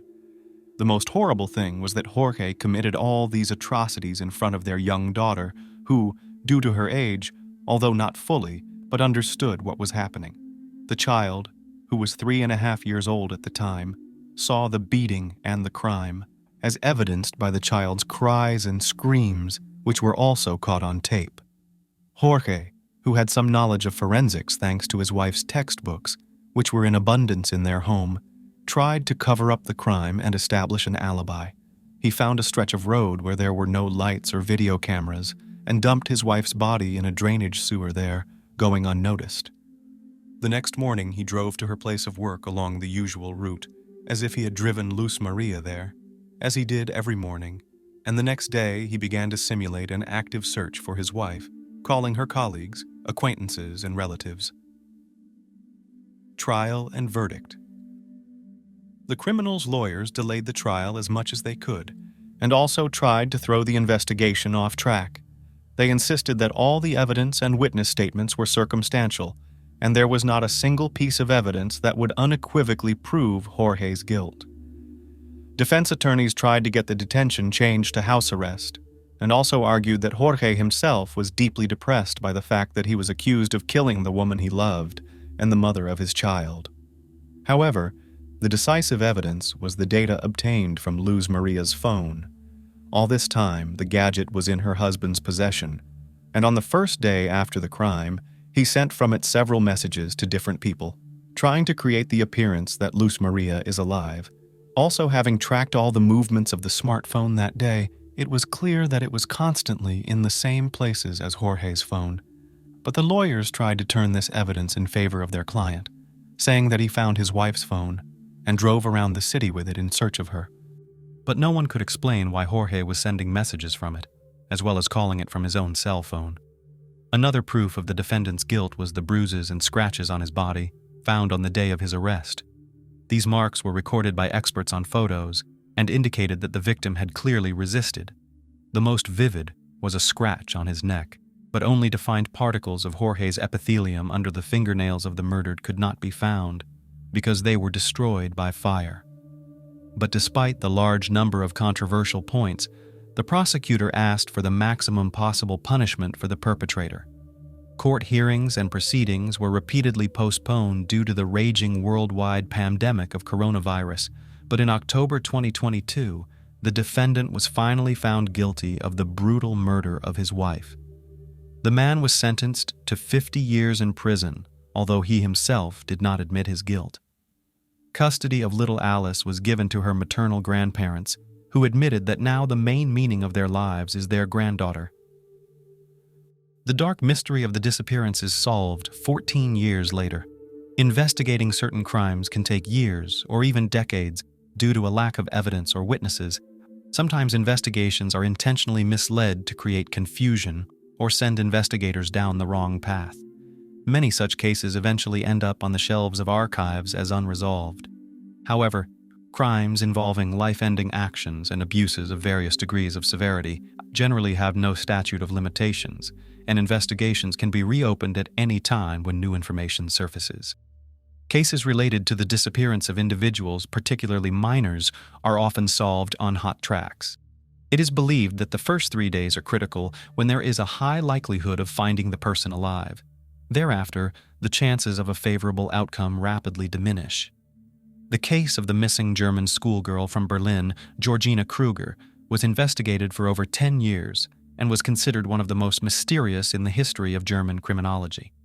The girl disappeared during the day on her way home from school, having traveled just a few dozen meters from her home. No evidence, leads, or witnesses were found, and although the investigation was periodically reopened, there was little hope of solving the crime. However, thanks to meticulous work by undercover agents, the criminal was eventually exposed. What is known about Georgina Kruger and her family? Georgina, or simply Gina Kruger, was born on April 11, 1992, in Munich, and was the middle child of 3 in a simple family. She grew up with her older brother Tommy, who was 8 years her senior, and her younger sister Michelle, who was 2.5 years her junior. When Gina turned 11, her parents decided to separate, and her older brother, who was then 19, chose to live with their father. After the divorce, the girls were primarily raised by their mother Vesma and their grandmother on their mother's side. Both girls did well in school, were involved in music and dance, and were creative by nature. The family lived modestly, and while their father maintained contact with his ex-wife and daughters, he was more focused on supporting his elder son, whom he funded through school and supported in various ways. In June 2006, Vesna moved with her mother and daughters to Berlin, where she had been offered a well-paying job.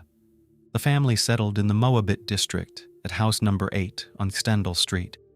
On September 1st, the sisters attended one of the best local schools, which, although located in a different district, was accessible by bus. Vesna was very pleased with her new job and had big plans for the future. But soon the peaceful and measured life of the family was shattered. She dreamed of becoming an actress. From childhood, Gina loved to sing and dance, engaging in these activities seriously and with full dedication. Inspired by Indian films, she dreamed of an acting career and enthusiastically participated in school theater, as well as attending acting and stage speech courses. Teachers working with young Kruger noted that she definitely possessed the necessary talents, and thus predicted her future success and fame. Moreover, the girl had a bright, expressive appearance, a slender feminine figure, and was quite tall for her age. She took meticulous care of herself, keeping up with fashion trends, striving to dress stylishly, and used decorative cosmetics skillfully and intelligently. It's worth noting that Georgina applied makeup as well as professional makeup artists, often doing makeup for her friends and neighbors back in Munich. In Berlin, during the summer holidays, she actively attended various castings, trying to break into the big screen or television. She managed to appear in crowd scenes a few times, but these were very inconspicuous episodes. However, on Friday, September 22nd, 2006, luck finally smiled at her. She auditioned for a guest role in the television series, Turkish for Beginners, and her candidacy was approved. Gina was supposed to receive a call back on Monday, September 25th, to finalize her inclusion in the cast, discuss details, and invite her to sign a contract.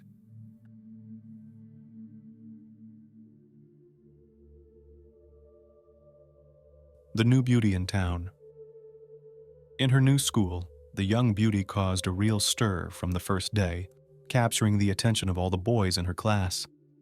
However, she struggled to get along with the girls as they openly envied her and saw her as a competitor. Her classmates were slow to accept her into their group and communicated with her reluctantly, although Gina was sociable, friendly, and open, avoided conflicts, and tried to interact with all the kids in the class. The teenage girl was indeed very beautiful, danced well, sang, and even received an offer from a modeling agency to try herself as a photo model. She agreed, but unfortunately, she never made it to the planned photo session in early October. Gina dreamed that one day she would make it to Hollywood or Bollywood, where she would act in movies. She imagined herself on the red carpets of prestigious film festivals, among celebrities, dreaming of fame, recognition, film awards, and was ready to work hard on herself to achieve her desires. The schoolgirl almost made it happen, when suddenly she disappeared without a trace, a few miles from home. So the schoolgirl was awaiting confirmation of her role in the TV series, and she had no doubts about it. All weekend, Georgina could think of nothing else but the upcoming call from the studio, which was set to decide her fate. She was excited and inspired, already imagining herself on set and working on her lines. On Monday, September 25th, as usual, she headed to school in the morning. She was supposed to return home by 2 o'clock in the afternoon, and since the call was expected in the late afternoon, Gina asked her grandmother to answer all calls, promising not to linger anywhere. The day dragged on endlessly for Kruger. Her classmates noticed that she seemed tense, constantly checking the time, and unable to focus on her lessons. Since she hadn't told anyone about her participation in the casting, her anxious state was interpreted differently by everyone. When school ended, Georgina, having gathered her belongings, hurried to the nearest bus stop, got on bus number 27, which she rode daily, and headed home. After traveling 3 stops, she got off at Rue Retenover, which was a short distance from her house. However, she never made it home, vanishing somewhere halfway from the stop to her apartment. Georgina Kruger was never seen again, neither alive nor deceased. Search for the missing schoolgirl. By 2 o'clock in the afternoon, the grandmother, who was waiting for the granddaughters to return from school, had prepared lunch and set the table. Georgina was supposed to return first, and Michelle a bit later, since she had additional classes at the music school that day. But the older granddaughter did not show up, which was very strange because she was eagerly awaiting the call and had no plans to stay out. When Michelle arrived home at 3 o'clock, the grandmother grew anxious and started calling Gina to find out where she had vanished, but the schoolgirl's phone was turned off. Subsequent attempts to reach her also failed. The anxiety grew, and when Vesna returned from work and learned that her daughter was missing and her mobile was unreachable, she realized something serious had happened.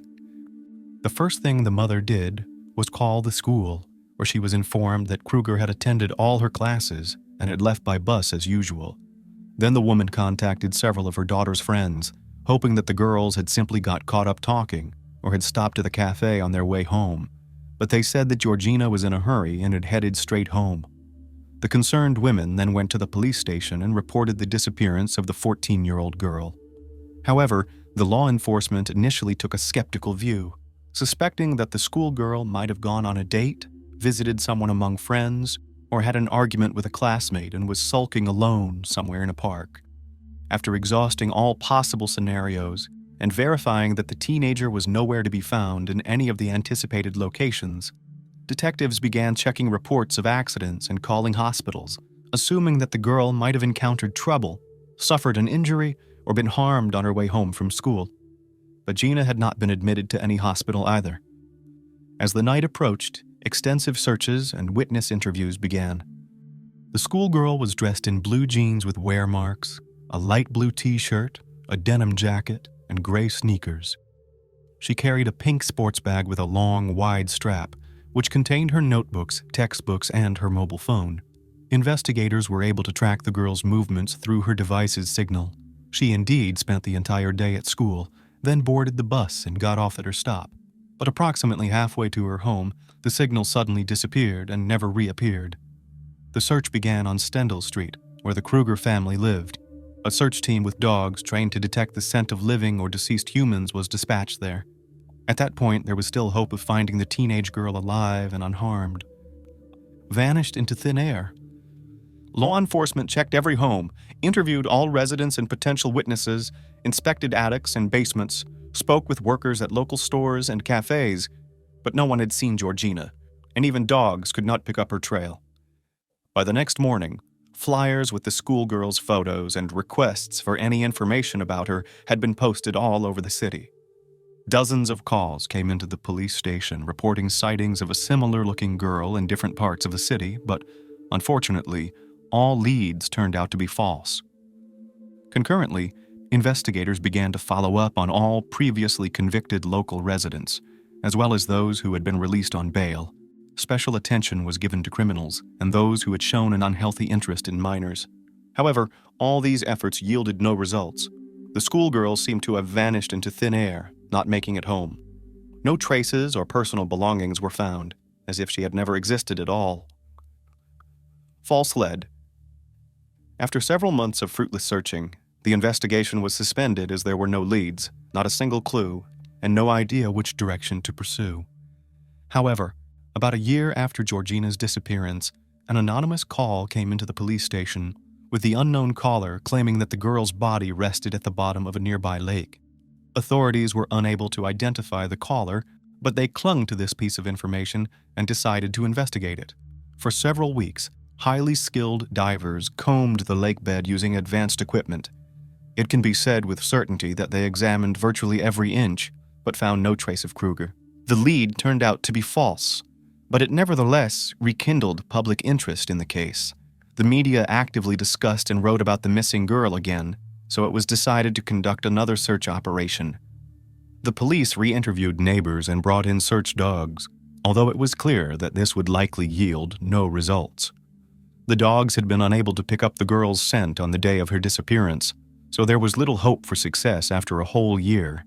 Investigators were confident that the schoolgirl was no longer alive, but the Kruger family members refused to believe this.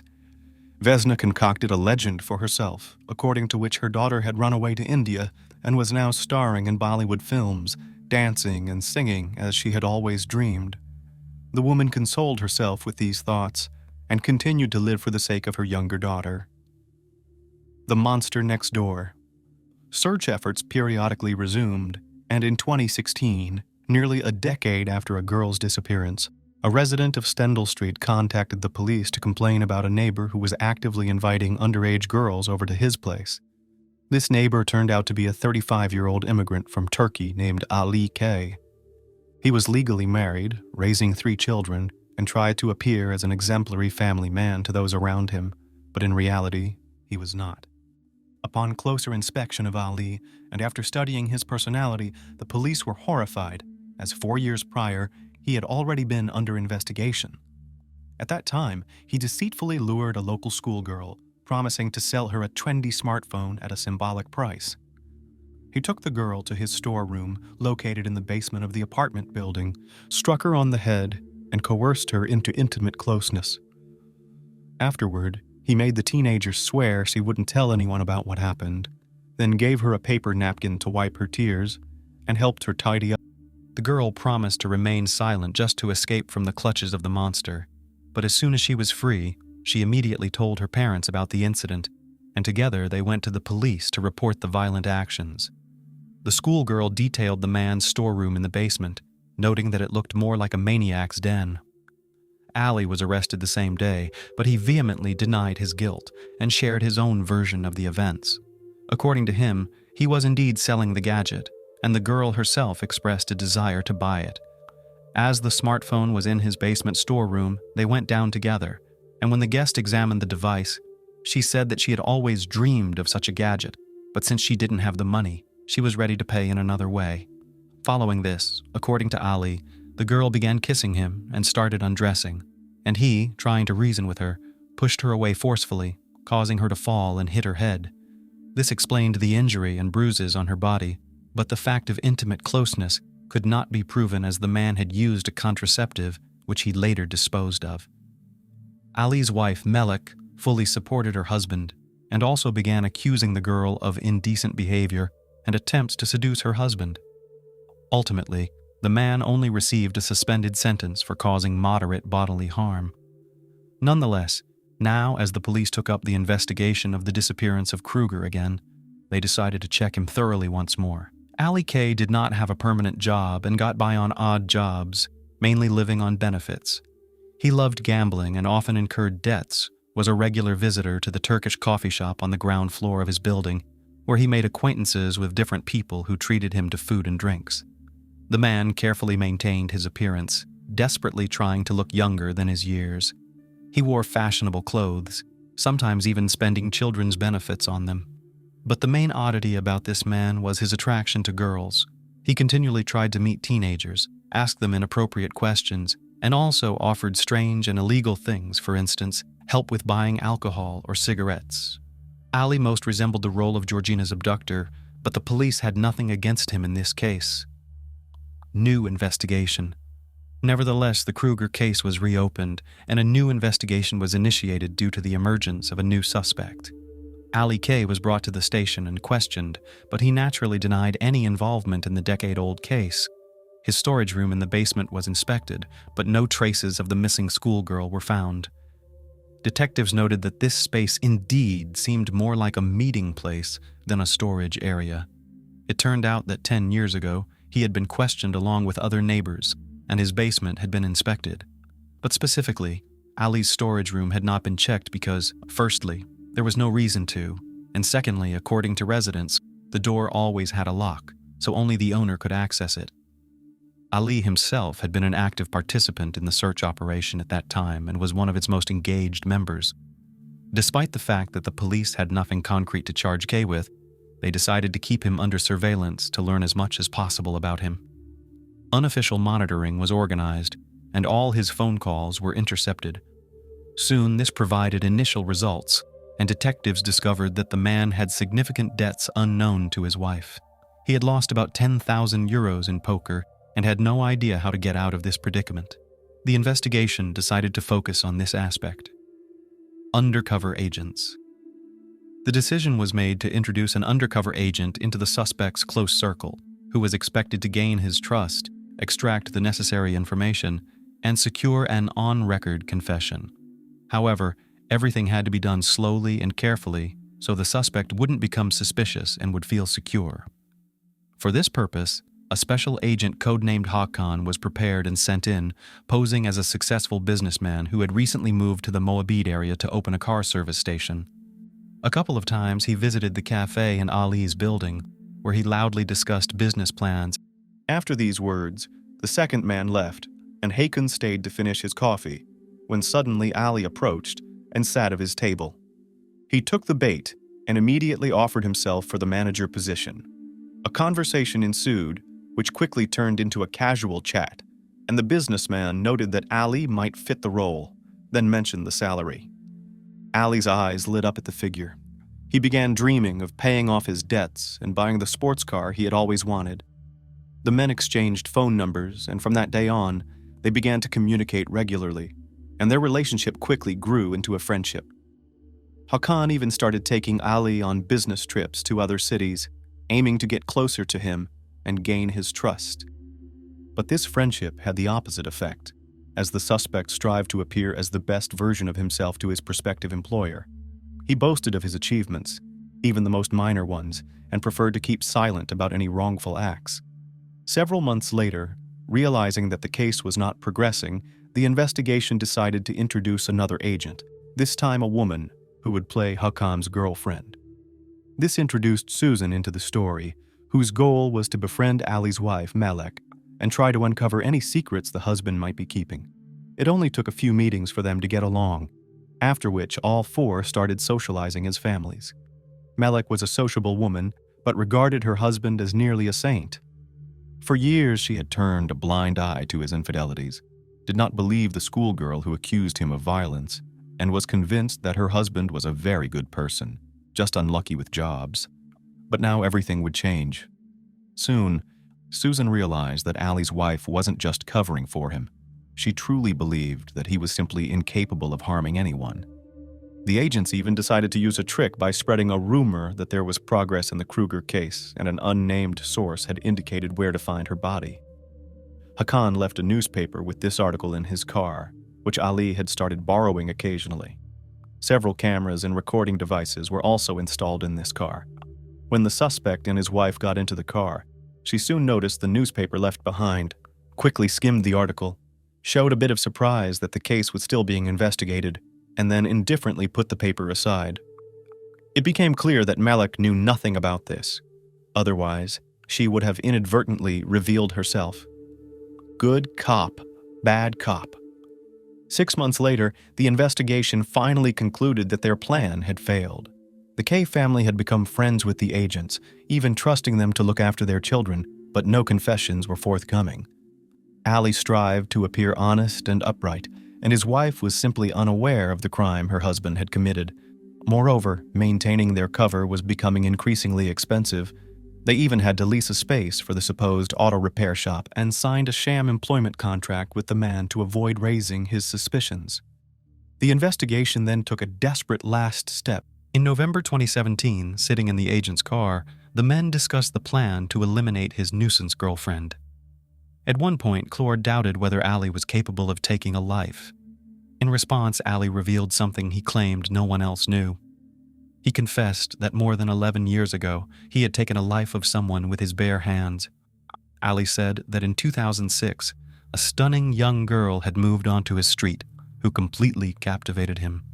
She passed by his house twice a day on her way to and from school, so he had memorized her schedule and would step out to greet her and pay compliments. Despite her young age, he described her as hot, and he burned with desire for her. One warm September day, when the girl was returning from school and the street was unusually quiet and deserted, Allie saw his chance. He asked a neighbor girl to help him move some items from his storage area, and she kindly agreed, not sensing any danger. Once they were in the basement, he locked the door and tried to kiss the schoolgirl, who struggled and screamed. He then knocked her unconscious with a blow to the head and took advantage of her. After the incident, afraid she might report him to the police, he decided not to let her go. He grabbed her throat with his hands and squeezed as hard as he could. Allie described the process in detail, explaining how he felt the crunch and sensed the pulse in her neck fade away. The girl's body lay in the basement for several days, so if the search team had looked into his storage area, they would have immediately uncovered the perpetrator. But no one suspected anything, and once the commotion had died down, he wrapped the body in an old rug and disposed of it in a garbage bin, which went directly to the landfill. Allie's confessions were recorded on a camera installed in Core's car, and by the evening of that same day, he was taken into custody. Unfortunately, the girl's remains were never found, as the waste of the landfill was regularly incinerated, and her body was essentially cremated. The trial and verdict. The hearings in this case lasted another 2.5 years before a final verdict was delivered to the criminal. He adamantly denied any wrongdoing, claiming that he had fabricated the entire story to gain Cora's trust. But in reality, he planned to rescue his girlfriend by turning in his friend to the police as soon as he received the money. No other evidence was found besides the criminal's own confession. However, his detailed and vivid account was enough to convince the jury of this man's guilt. In March 2020, nearly 14 years after Georgina's disappearance, Allie Kay was sentenced to life imprisonment with no possibility of ever being released. This story is set in Spokane, Washington, the second largest city in the state. As beautiful and attractive to tourists as the city may be on the outside, it can be just as dangerous to its residents. According to the state, Spokane County has the highest crime rate in Washington, twice the state average. So today's tale of young Cinderella has a beautiful exterior and a bitter flavor inside. The Holden family, a typical American family, had lived in Spokane for a long time. They adored children, so the house was always full of them. Judy and John Holden had 2 daughters and an adopted son, Joshua. The adult daughters had long since left the family and lived on their own. Their only son, Joshua, however, remained with his parents. Large, melancholic, and always frowning young man could not create his own family and therefore reluctantly stayed at his parents' house. The desire to have a stable income in the form of significant benefits forced the Holden family to take more than 1 and not 2 children from the orphanage. Thus, one day, a sweet little girl named Courtney appeared in the Holden family. Courtney Corinne Holden was born on February 28, 1992, and 2 years later found herself in an orphanage. Children of different ages dreamily prayed to the Almighty to give them a mom and dad. And one joyful day, the girl's wish came true. Little Courtney went to Spokane. Courtney began living with Joshua and several other foster children. When the door closed behind her, the girl's dreams of a caring and loving family remained only dreams. If in the orphanage Courtney's life seemed sad and joyless, at the Holdens it turned into a real nightmare. From a very young age, She was forced to do all sorts of chores around the house. She had to clean the whole house, wash the dishes for all the family members after every meal. What was especially surprising was that the Holdens treated the other foster children much better, and no one could understand the reason for their hatred of this sweet girl. Judy Holden had reached a respectable age by then, and Courtney was the last child they had taken from the orphanage. Perhaps that was the source of their inexplicable anger. Courtney was even forbidden to go outside without permission. People who visited their home often heard Judy and Joshua mistreat Courtney, calling her Cinderella, as if she were a fairy tale character who in real life was a slave to her stepmother and evil sisters. Courtney found herself in a similar role. However, the girl turned out to be very responsive and over the years of living with the Holdens got used to harsh conditions. She was afraid of her foster mother, and her brother Joshua inspired terror in her with his mere presence. He forbade her from socializing with her peers, and she had no cell phone or other modern conveniences. She never left the house without need or permission. She only got a breath of fresh air, like socializing with neighbors, when the house was empty by going out into the backyard.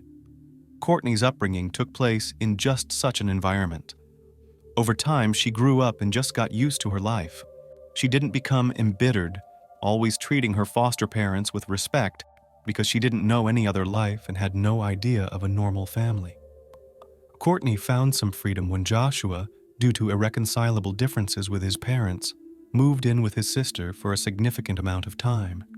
For Courtney, it was the happiest period of her life. She finally got a long-awaited taste of freedom, free to leave the house, go for walks, and meet her peers. Time passed. Courtney graduated from high school and fell in love for the first time. Michael turned out to be a worthy partner for her. She felt care and attention from a man she had never received from anyone before. After each meeting, Courtney was over the moon with happiness. Their relationship lasted until 2011 when they had a son.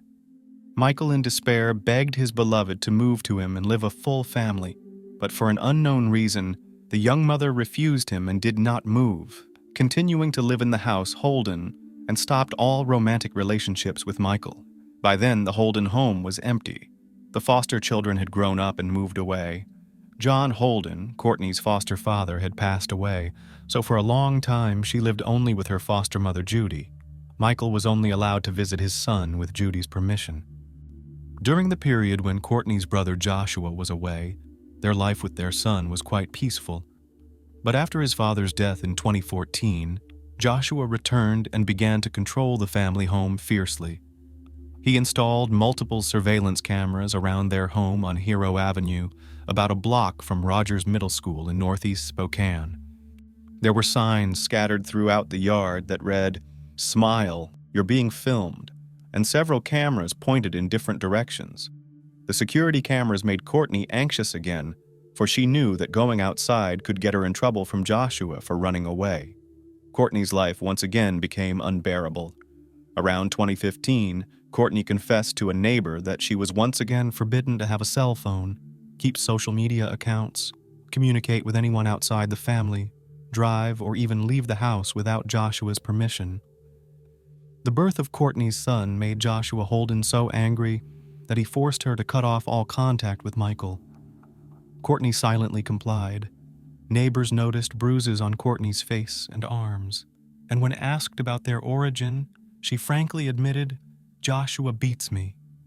Concerned neighbors wondered why Courtney tolerates such treatment and tried to help her in every way possible. They contacted the police to draw attention to Courtney's distress, but the Holdens managed to keep the case quiet each time, as the victim herself never openly admitted that she was under family control from her brother. Eventually, Courtney was stripped of the privilege of interacting with the neighbors, who have since seen her outside only in the evenings, as she was not allowed to go out during the day. Courtney again silently complied. No one knew Joshua like Courtney did. A tall, large, and obese man, he possessed tremendous physical strength and never held back in his insults. Joshua's friends described him as a man with paranoid tendencies, violent and unpredictable by nature. He once publicly bragged about his ability to easily cut short a life and effortlessly dispose of a body. He had a notable criminal history. In 2005, he was charged with assault and harassment, but due to lack of evidence and the victim's unwillingness to cooperate with the police, he was released. In 2003, he was also suspected of assaulting a woman and misconduct, but the perpetrator could not be identified. In 2006, Joshua was arrested for assaulting his mother and for burglary. These incidents forced him to leave his parents' home for several years. Upon returning, Joshua became even more ferocious. He installed cameras not only outside, but also inside the house to completely control Courtney.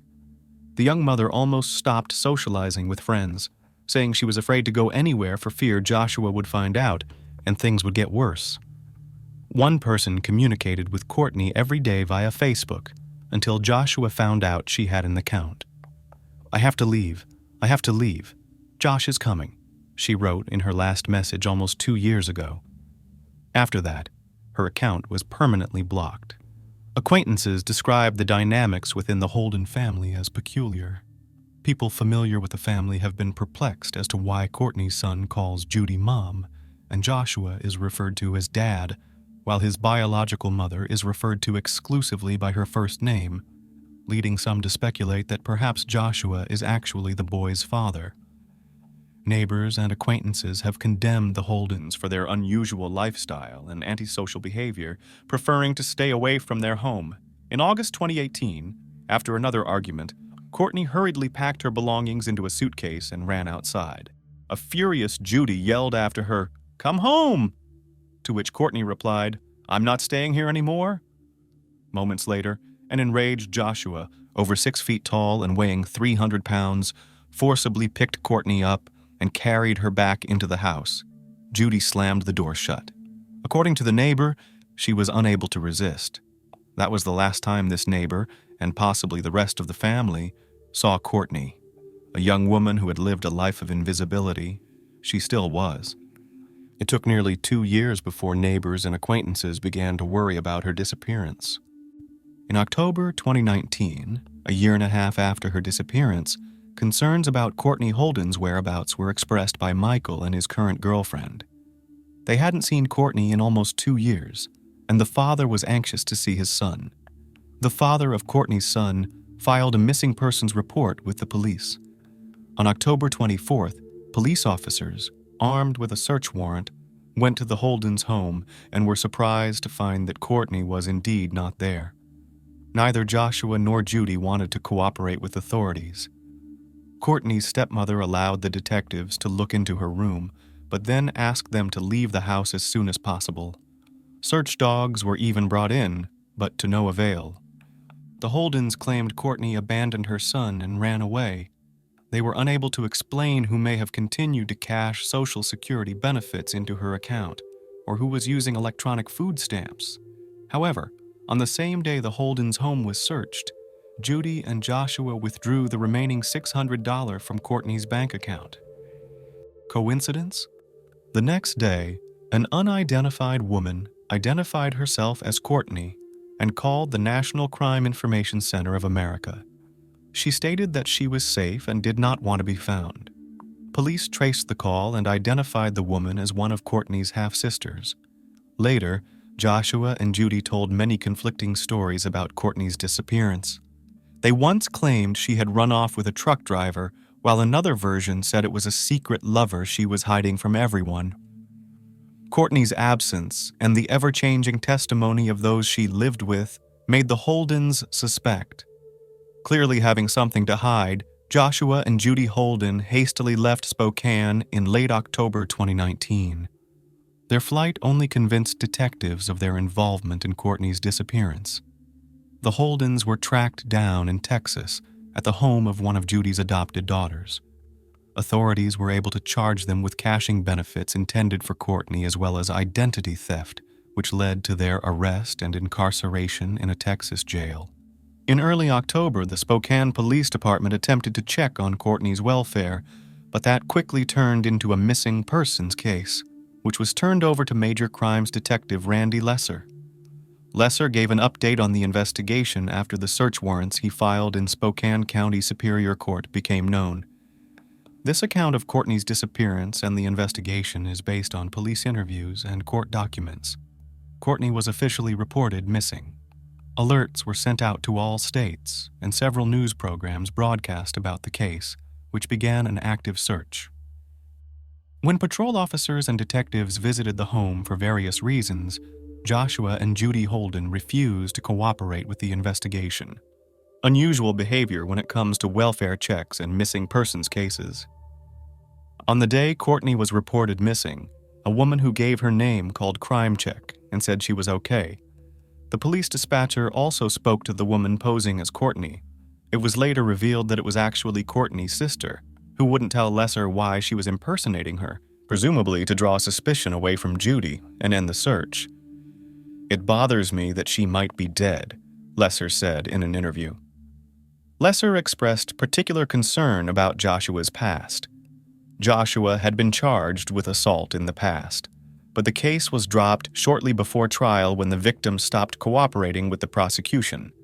Investigators were in the process of obtaining DNA evidence, and court documents in the case indicated Holden was a suspect in another assault in 2003. Neighbors and family members described Joshua as unstable, violent, and diagnosed with paranoid schizophrenia. Neighbors mentioned that Joshua was unemployed and Judy was afraid of him. Joshua had also been arrested on unlawful imprisonment charges and was convicted of burglary. Family members said Joshua and Judy bragged to them about knowing ways to hide from police, and Joshua talked about how easy it would be to end a person's life and hide the body.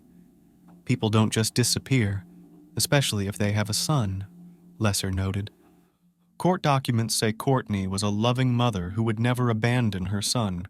For a year and a half, Courtney was not seen outside her home, with Joshua and Judy telling neighbors and relatives that she was traveling with a boyfriend, an unnamed truck driver whom no one knew.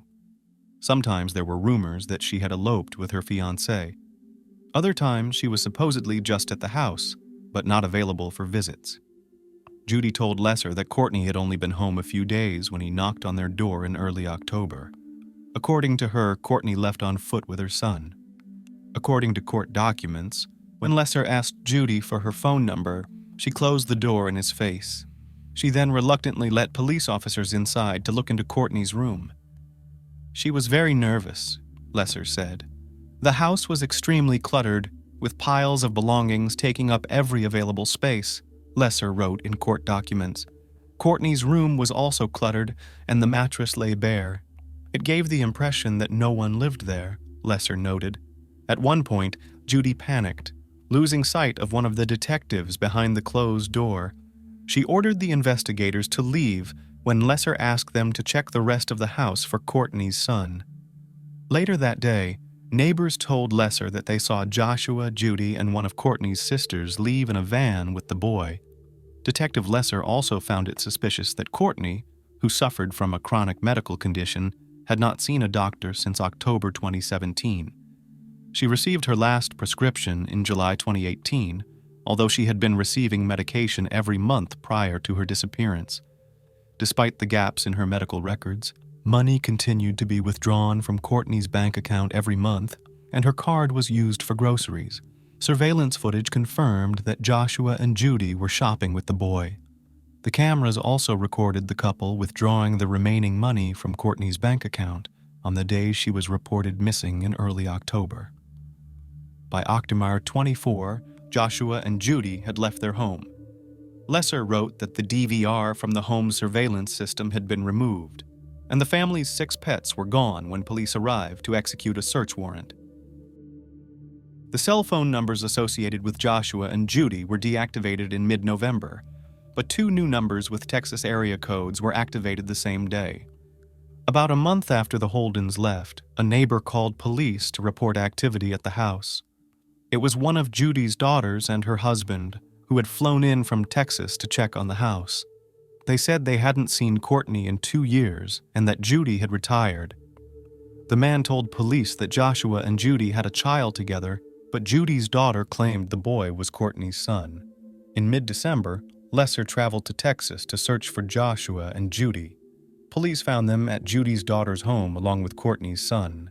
Joshua and Judy Holden were arrested on charges of identity theft, custody interference, and using Courtney's bank accounts and hiding her son. The boy was found safe and sound and was successfully returned to his father. No charges were filed against other family members. Police searched Judy's home in Spokane with search dogs, but unfortunately found no trace of Courtney. A search of a home in Texas also yielded no clues as to Courtney's whereabouts. Officers also searched a car and trailer belonging to Judy parked in an RV parking lot in Oklahoma. Joshua, 40, and Judy, 74, were in jail in Texas, where they declined to be interviewed by police. They refused to be extradited to Spokane, so police were awaiting a warrant from the governor for their return. Because police could not prove their involvement in Courtney's disappearance, they were likely released. This is probably one of the most in-depth missing person cases. Lesser says of the months-long investigation, "I have 4 notebooks full of different information." Judy and Joshua still claim they had nothing to do with Courtney's disappearance, and police believe she is most likely dead. But unfortunately, there is no way to prove it yet. Despite the aforementioned allegations, Judy and Joshua have not been charged with anything. Many still believe that they know what happened to Courtney. In addition to being known for his violent behavior, Joshua has also stated that he could end a person's life and successfully hide the body from the police. Investigators believe Courtney is dead, but have yet to make any arrests related to her case. To summarize today's story, Courtney was unlucky enough to be part of the Holden family, and this young girl who dreamed of family and love lacked the courage to stand up for herself. She truly believed that even these people who yelled at her, mistreated her, and forced her to work for them were her family. But is it necessary to defend oneself against one's own family? It is deeply unfortunate that Joshua Holden's bold statements in public about ending his life and hiding his body cannot be used as proof of his involvement in Courtney's disappearance, especially since she was never seen again after that fateful evening when he forcibly took her into the house. And no one knows what she went through during those terrible moments, or what atrocities these monsters who called themselves family were doing behind closed doors. There are countless ways to discreetly dispose of a body, using various chemicals that neither experts nor police dogs can detect. This suggests that if Courtney did suffer that night, her spirit still resides at Holden Manor, where she looked for family, but instead found her doom. Her son was taken from the Holden family and placed in his father's care, where he remains to this day. Courtney Holden is still missing in action. The Rachel O'Reilly case, one of Ireland's most violent crimes. When a person disappears without a trace or dies in mysterious circumstances, usually the other half is among the main suspects. Unfortunately, in about 80% of cases, suspicions are justified. In such crimes, there is usually not even a clear motive, and the crime itself has been defined as domestic, as if it were something ordinary. In the early 2000s, the high-profile case of Rachel O'Reilly literally shocked the whole of Ireland with its unprecedented cruelty and cold-bloodedness. A young woman and mother of 2 young children was brutally murdered in her own home, and police officers who arrived on the scene admitted that they had never in their practice encountered such a horrific crime scene. To solve this mystery and put all the pieces of the puzzle together, it took investigators several years of painstaking work. All this time, the criminal remained at large and was sure that his guilt no one and never prove. Perhaps it would have happened, but the killer was let down by his own vanity. Well, let's take the whole story from the beginning. Who was Rachel O'Reilly? Rachel O'Reilly, maiden name Callally, was born in 1974 on the northern outskirts of County Dublin, Ireland. His biological parents' girl did not know. At an early age, she was adopted by spouses Rose and Jim Callally, and she was brought up with 4 other adopted children of the couple. Their own heirs Rose and Jim could not have, so all their parental love without a trace gave foster children. From a small age, Rachel was an active and purposeful child. She studied well in school, played sports, helped her parents in the household, and never caused any problems. The girl grew up sociable, open, and incredibly kind. She easily got along with everyone and avoided any conflicts. As a teenager, Rachel was seriously engaged in softball, constantly took part in various competitions, and even set several local records. She also had a very strong bond with her foster mother, to whom she confided all her secrets and with whom she communicated constantly, even after she married and had children of her own. After graduating from high school, the girl enrolled in one of the local universities, deciding to get a degree in marketing. At the same time, she got a job as a salesperson in a city department store, and in her spare time, she continued to play sports, playing for the local team. Who is Joe O'Reilly? In fact, there is not much information about Joe O'Reilly's early life in public sources. He was famous for his inhumanity and extreme cruelty to his own spouse and the mother of his 2 children. But what kind of person he was as a young man is hardly ever talked about or remembered. It is known that Joe is also a native of County Dublin, where he was born in 1972 in a simple family. He was the second common child of his parents and was raised with his older sister. The children of the O'Reilly couple were not spoiled, and parents taught them that in life, everything should be achieved independently by their own efforts and hard work. The boy was quite tall, athletic, and was also fond of softball. After graduating from high school, he decided to study advertising by correspondence, and to earn a living, he got a job as a manager in a department store, the same department store where Rachel came a few months later. At the time of their first meeting, Joe was 19 years old, and Rachel was barely 17. The young man immediately noticed the new employee and took the initiative to be the first to meet her. Miniature smiling blonde, literally dizzy the guy's head, but only to go on a date with him. She, for some reason, categorically refused. Joe began to woo Rachel, said compliments, made little surprises in the form of flowers or chocolates at her workplace at the beginning of the day, but Rachel still remained cold to him. Desperate attempts to get the attention of the young saleswoman, with interest, watched almost the entire staff of the department store, and it even became a reason for jokes. However, Joe did not give up. He read Rachel's favorite book, so that they have a common topic for conversation. But it was only when Joe found out that Rachel was a serious softball player that things got off the ground. That's when he joined her at the stadium and walked onto the field during practice and joined the game. Since O'Reilly was long and familiar with softball, he showed all his skills and led the team to victory. This time, the young man managed to impress Rachel, and she finally agreed to go on a date with him. Their relationship developed rapidly, and Joe, by all means and available ways to show that he is ready for the beloved to literally roll mountains. He unexpectedly organized for his beloved a trip to the most romantic city in the world, Paris, and there, on top of the Eiffel Tower, he asked for her hand in marriage. Of course, Rachel could not resist, and answered him in agreement. Then the naive girl thought that she met a real prince from a magical fairy tale, with whom she will live a long and happy life. A few years later, the couple married, and then, one after the other, they had 2 sons in common. The couple moved to the quiet and picturesque Scottish province of Nahuel, where they purchased their own spacious, cozy home. It was the perfect place to raise their children.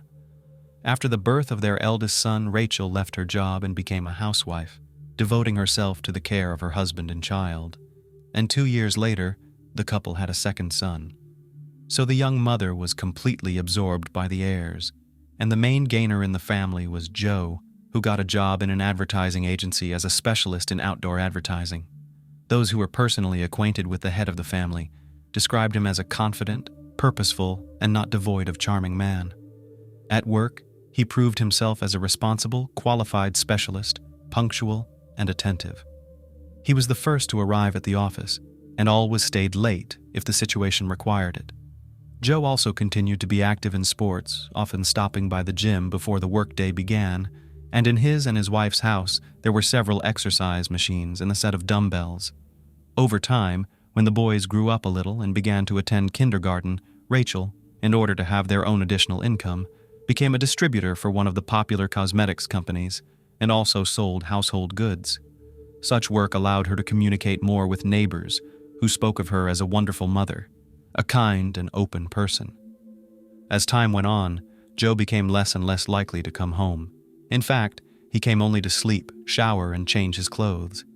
This behavior he wrote off the total employment at work and the upcoming promotion, which he was so looking forward to. His wife supported him as best she could, but gradually they began to drift apart, and family relations deteriorated markedly. In the summer of 2004, there was one extremely unpleasant event. An anonymous person sent a letter to Child Protective Services, which stated that Rachel is a bad mother and mistreats her sons, who at that time were 4 and 2 years old. In this regard, a special commission visited the couple's home and responded to the disturbing report. Although nothing suspicious was found, and all relatives and neighbors described Mrs. O'Reilly as a loving and caring mother, the letter cast a shadow on her reputation. What happened to Rachel O'Reilly? The morning of Monday, October 4th, 2004, began as usual. The head of the family left the house at dawn, while his wife and sons were still asleep, and went to work. Throughout the day, he texted and called his wife several times, but there was no answer. Then he called his home phone, but the answering machine went off, and Joe said in a shaky voice that he was very worried and asked his wife to call him back as soon as possible. In the afternoon, Joe received a call from the kindergarten teacher saying that Rachel had not come to pick up the boys, which had never happened before. Then Joe called his mother-in-law and asked if she knew where Rachel was, and when she said no, he asked Rose to go to their house and see if everything was all right. In the meantime, he went to the kindergarten to pick up the children. When Rose arrived at her daughter's home, she saw her car in the yard and realized that Rachel was home. However, the room itself was dark and quiet, and no one answered her call. The first thing that caught Rose's eye was the clutter, as if the house had been searched for something. Cabinets and drawers were open, their contents strewn on the floor. The whole thing looked like a robbery. The landlady was nowhere to be found, but when her mother entered the bedroom, a horrifying picture appeared before her eyes. Rachel was lying on the floor in a huge pool of her own blood. There was blood everywhere, on the walls, furniture, and even the ceiling. And through Rachel's bloody, tangled hair, in some places the bare bones of her skull could be seen. Rose rushed to her daughter, hoping she was still alive and could be helped, but when she touched her arm, she felt the limb was cold and stiff. Rachel had been dead for hours, and there was no way to help her. Unable to remember herself, Rose started screaming and calling for help, and then rushed to the phone to call the police. At her screams, the neighbors, among whom was a doctor, came running. He was the first to examine the body and confirmed that Rachel could not be helped. When Joe arrived at the house, there was already a crowd of people there. When he learned that his spouse was dead, he screamed and ran inside, saying he didn't believe it. In the bedroom, by his wife's body, he became hysterical. O'Reilly cried, screamed, and promised to kill whoever had done this to his beloved wife.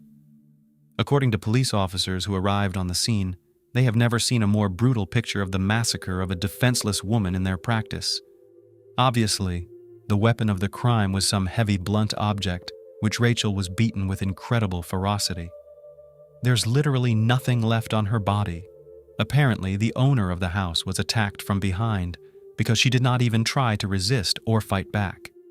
The overall picture really resembled a robbery, but professional instinct told the investigators that such a beating only with personal motives or acute dislike. But who would have a hand on a petite young woman and mother of 2 children? The first thing detectives did was to interview family members and neighbors of the deceased. All of them confidently stated that Rachel had no enemies or ill-wishers, and that she was on friendly terms with everyone. Neighbors on that day did not notice anything suspicious. No strange cars or any strangers near the victim's house. Joe stated that he had been at the bus depot on the other side of town most of the day, where he had gone for work, and his alibi could be confirmed by a co-worker. The co-worker did confirm Joe's words, but the police were still haunted by vague doubts. Something was definitely wrong here. The situation looked like a robbery, but nothing of value had been taken, only scattered items. In the bedside table of the bedroom, almost in plain sight, lay €1,000, which remained untouched. Another stash was in a kitchen cupboard, but this too was untouched. There was also a jewelry box on the dressing table, but only a pair of chains and earrings were missing, lying separately in a drawer. In addition, according to the homeowner, a digital camera, silverware, and one of his dumbbells which was probably the weapon of crime, were missing. It all seemed too strange. The house was turned upside down, the landlady brutally murdered, and all this over some little thing. Joe, answering police questions, was crying, shaking, and feverish, but as one of the investigators later admitted, it seemed to him that such a state of the guy was not grief or shock at all, but rather like nervous excitement. O'Reilly behaved even more strangely when asked if his wife might have had an affair on the side. Joe changed his face and confidently stated that there was no such thing, and then added that he had not cheated on his wife, but this phrase sounded very unconvincing. 2 miles from the scene of the crime, in the bushes, was found a bag with things missing from the house. Inside was a camera, silverware, and a couple of pieces of jewelry. All items were from the list of stolen items that Joe had compiled. Now the robbery theory could be dismissed completely, and the case could be reclassified as premeditated murder. Suspicious widower. In spite of all the widowed fellow's attempts to portray grief and pain, it looked fake, and he immediately became the main suspect. Joe had nothing to present yet, but the detectives had to check his alibi in detail to study the scene of the crime and learn about their relationship with his wife. Joe said that in the morning before work, he decided to stop by the gym, which he did regularly, and the surveillance cameras in the parking lot, as well as in the gym itself, confirmed it.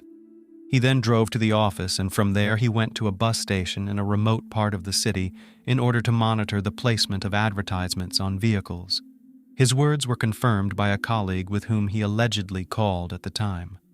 The investigators then went to Joe's workplace, where they seized his computer for inspection. This is where the most interesting part began, because the email contained strange correspondence, which Joe had partially deleted. Specialists were able to recover the deleted messages, and the police were finally convinced that they were going in the right direction. Most often, Joe corresponded with his friend and his own sister, and to both of them he constantly complained about his wife. He wrote about Rachel using insults and profanity. He wrote that his wife had not attracted him as a woman for a long time, and in general, causes him outright disgust. Moreover, the computer found another curious correspondence between Joe and one of his colleagues, a woman named Nikki Pelly. From their communication, it was clear that these two were much closer than just friends, and they should both be questioned. Who's Nikki Pelly? Nikki also worked for an advertising company, and she and Joe had a lot of work-related interactions.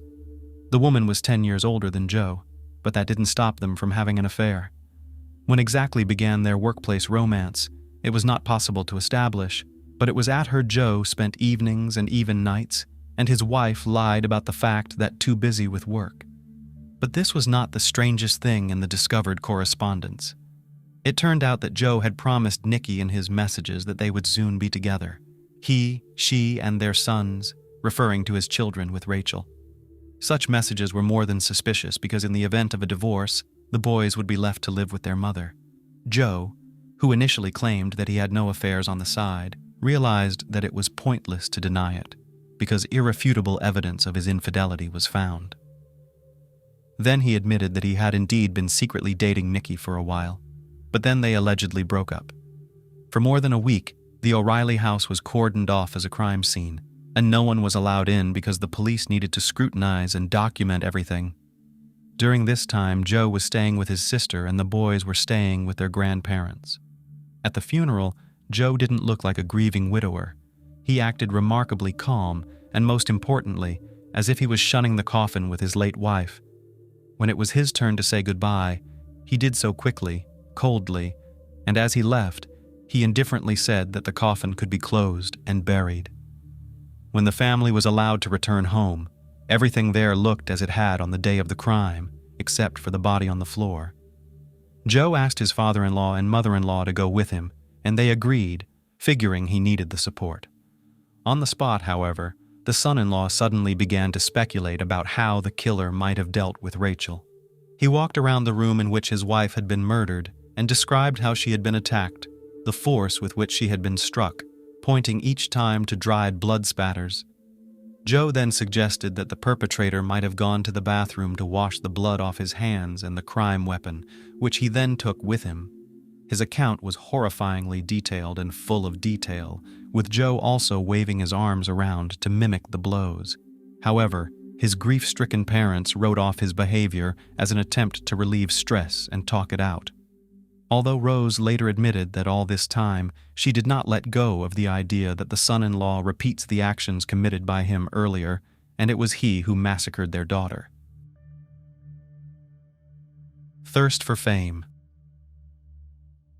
Almost immediately after the funeral, O'Reilly began to actively communicate with the press, giving interviews left and right.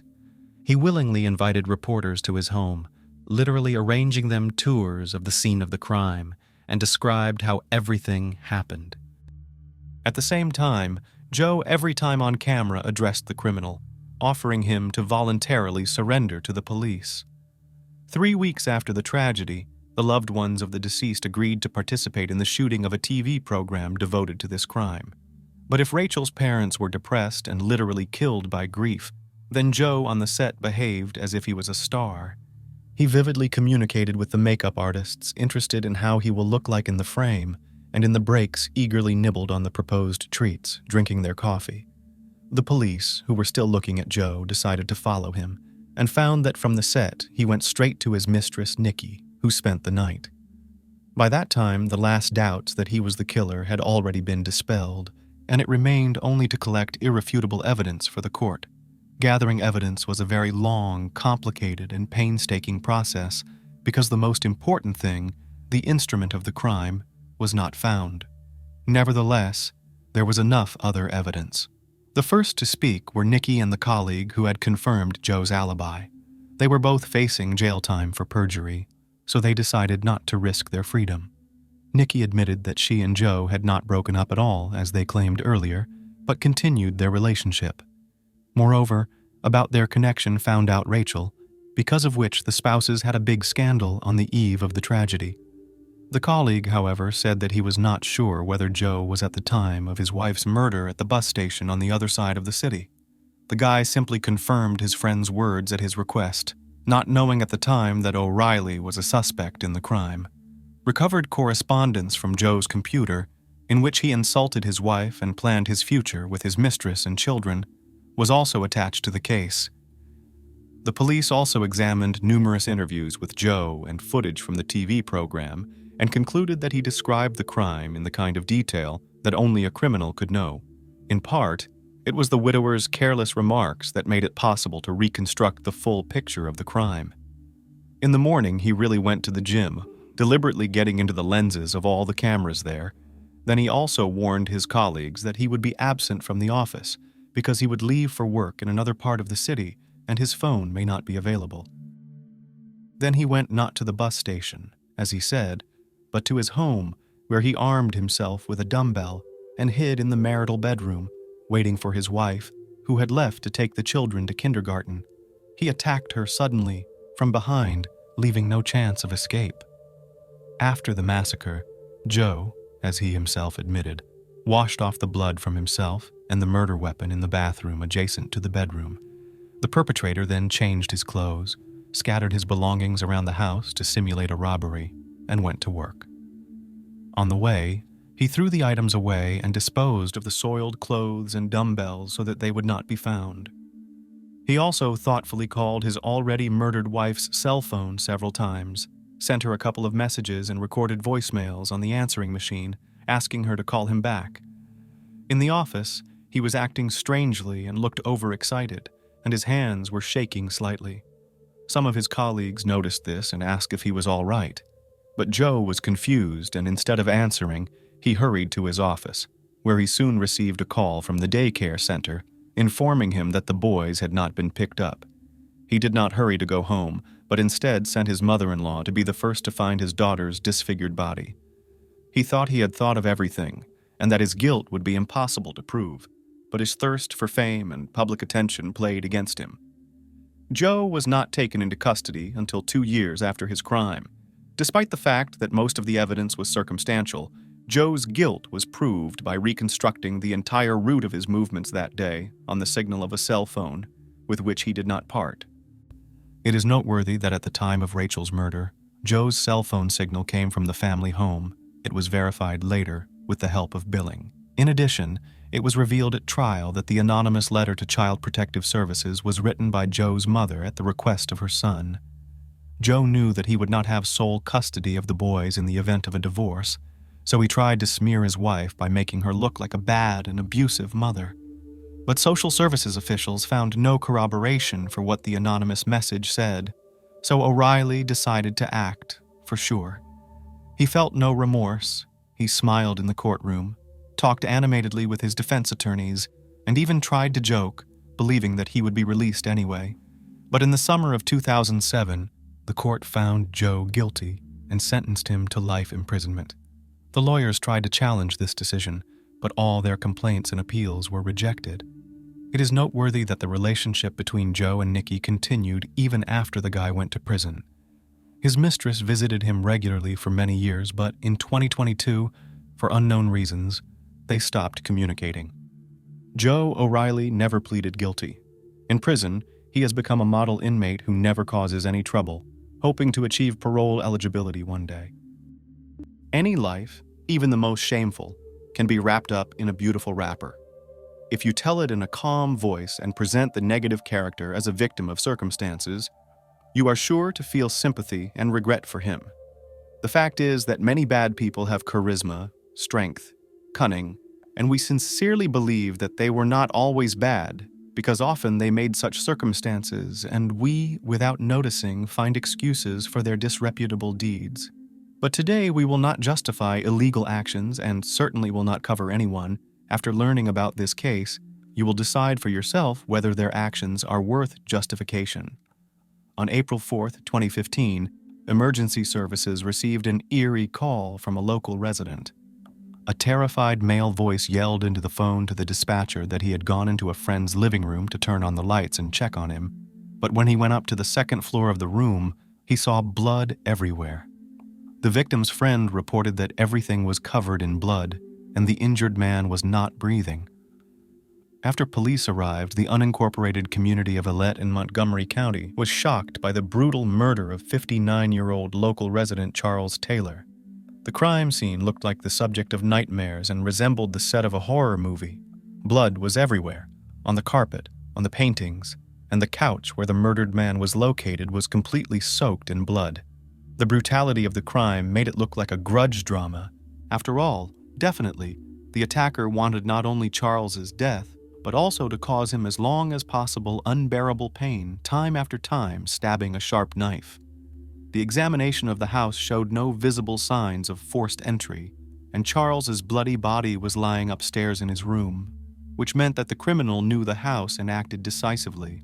The forensic medical examination found that Charles Taylor suffered blunt force trauma to the back of his head and 31 stab wounds, as a result of which he died. Charles Taylor was considered a kind and generous man, had an adult son with whom he had a good relationship. He adored his 2 grandchildren and daughter-in-law Amanda. This is the part of life that people see and draw conclusions about the family's well-being. But was this really how things were in the Taylor family? So let's get to the bottom of this ugly family drama. The initial investigation was relatively slow as the police didn't have many leads to work with. They started looking for Charles's acquaintances, but couldn't find anyone who had a motive or intent to harm him. Then came the theory that it was someone in Charles Taylor's family, and it didn't take them long to find out the name of the assailant. In fact, that's when investigators got lucky and were approached by a crime blogger with photos of Amanda Taylor posing for selfies against Charles's lifeless body. She has been put on the wanted list. Amanda Barbara Nicole Taylor was born on March 27, 1991 in Christiansburg, Virginia. There is not much information about Amanda's childhood. It is only known that it was difficult because both of her parents spent some time in prison. Amanda's youth began with a lot of problems that she created for herself. After meeting Mariah Roback, Amanda's illicit life began a merry-go-round. Together, they got into a lot of trouble. On October 23, 2005, according to Montgomery County Sheriff's records, when the girls were just 12 years old, Amanda and Mariah jumped into a car and ran away from home, which they were charged with unauthorized use of a motor vehicle. In early April 2006, Amanda was charged with disorderly conduct at the middle school she attended. She yelled that she hated the place, hated all the people there, and would definitely kill them all. This incident definitely went beyond the threshold of the standard teen drama. And this is only a small known portion of Amanda's police station record. In 9th grade, Amanda met Rex Taylor, who was 2 years older than her, and they began dating. Amanda and Rex were born on the same day, March 27th. They both considered it a sign from above. Amanda dropped out of school completely when she found out she was expecting a baby. She and Rex married and soon had a son, but motherhood did not stop her criminal tendencies. The years of her married life were also punctuated by more run-ins with the law. The number of reports on Amanda Taylor in the police station grew exponentially, so recorded another attempted absconding after stealing a vehicle, a conviction for possession of alcohol, numerous domestic altercations, and a criminal record for possession of a controlled substance. Her husband, Rex Taylor, was not from a model family either, and despite their devotion to each other, Rex desperately struggled with addictions and the depression they caused. From the age of 15, the young lad had an addiction to illegal substances. After a while, the couple had a daughter, and at first, it seemed that Amanda still took up the mind and became a model mother and wife, let even a little not like all American women in their 20s, and with piercings, tattoos, and certainly daily selfies in social networks. But also the family relationship between Amanda and Rex was not quite ordinary. The couple fanatically studied biographies of famous serial criminals and wrote letters to them in prison. Amanda began fantasizing about becoming a criminal herself. But before Amanda could realize this deadly dream, tragedy struck the family. The complicated relationship between the spouses was overshadowed by Amanda's suspicions of her husband's infidelity. In April 2014, their paths finally separated, and the couple parted. Rex returned to the family home, where he again began to use illegal substances. 4 months after the move, his lifeless body was discovered in a shed on the property. He had hanged himself on the day of his son's 7th birthday. After losing her beloved husband, Amanda lived with her mother and friend Mariah Robach from time to time. While staying with her friend Mariah, she also began a friendship with Sean Ball, another member of the Robach family.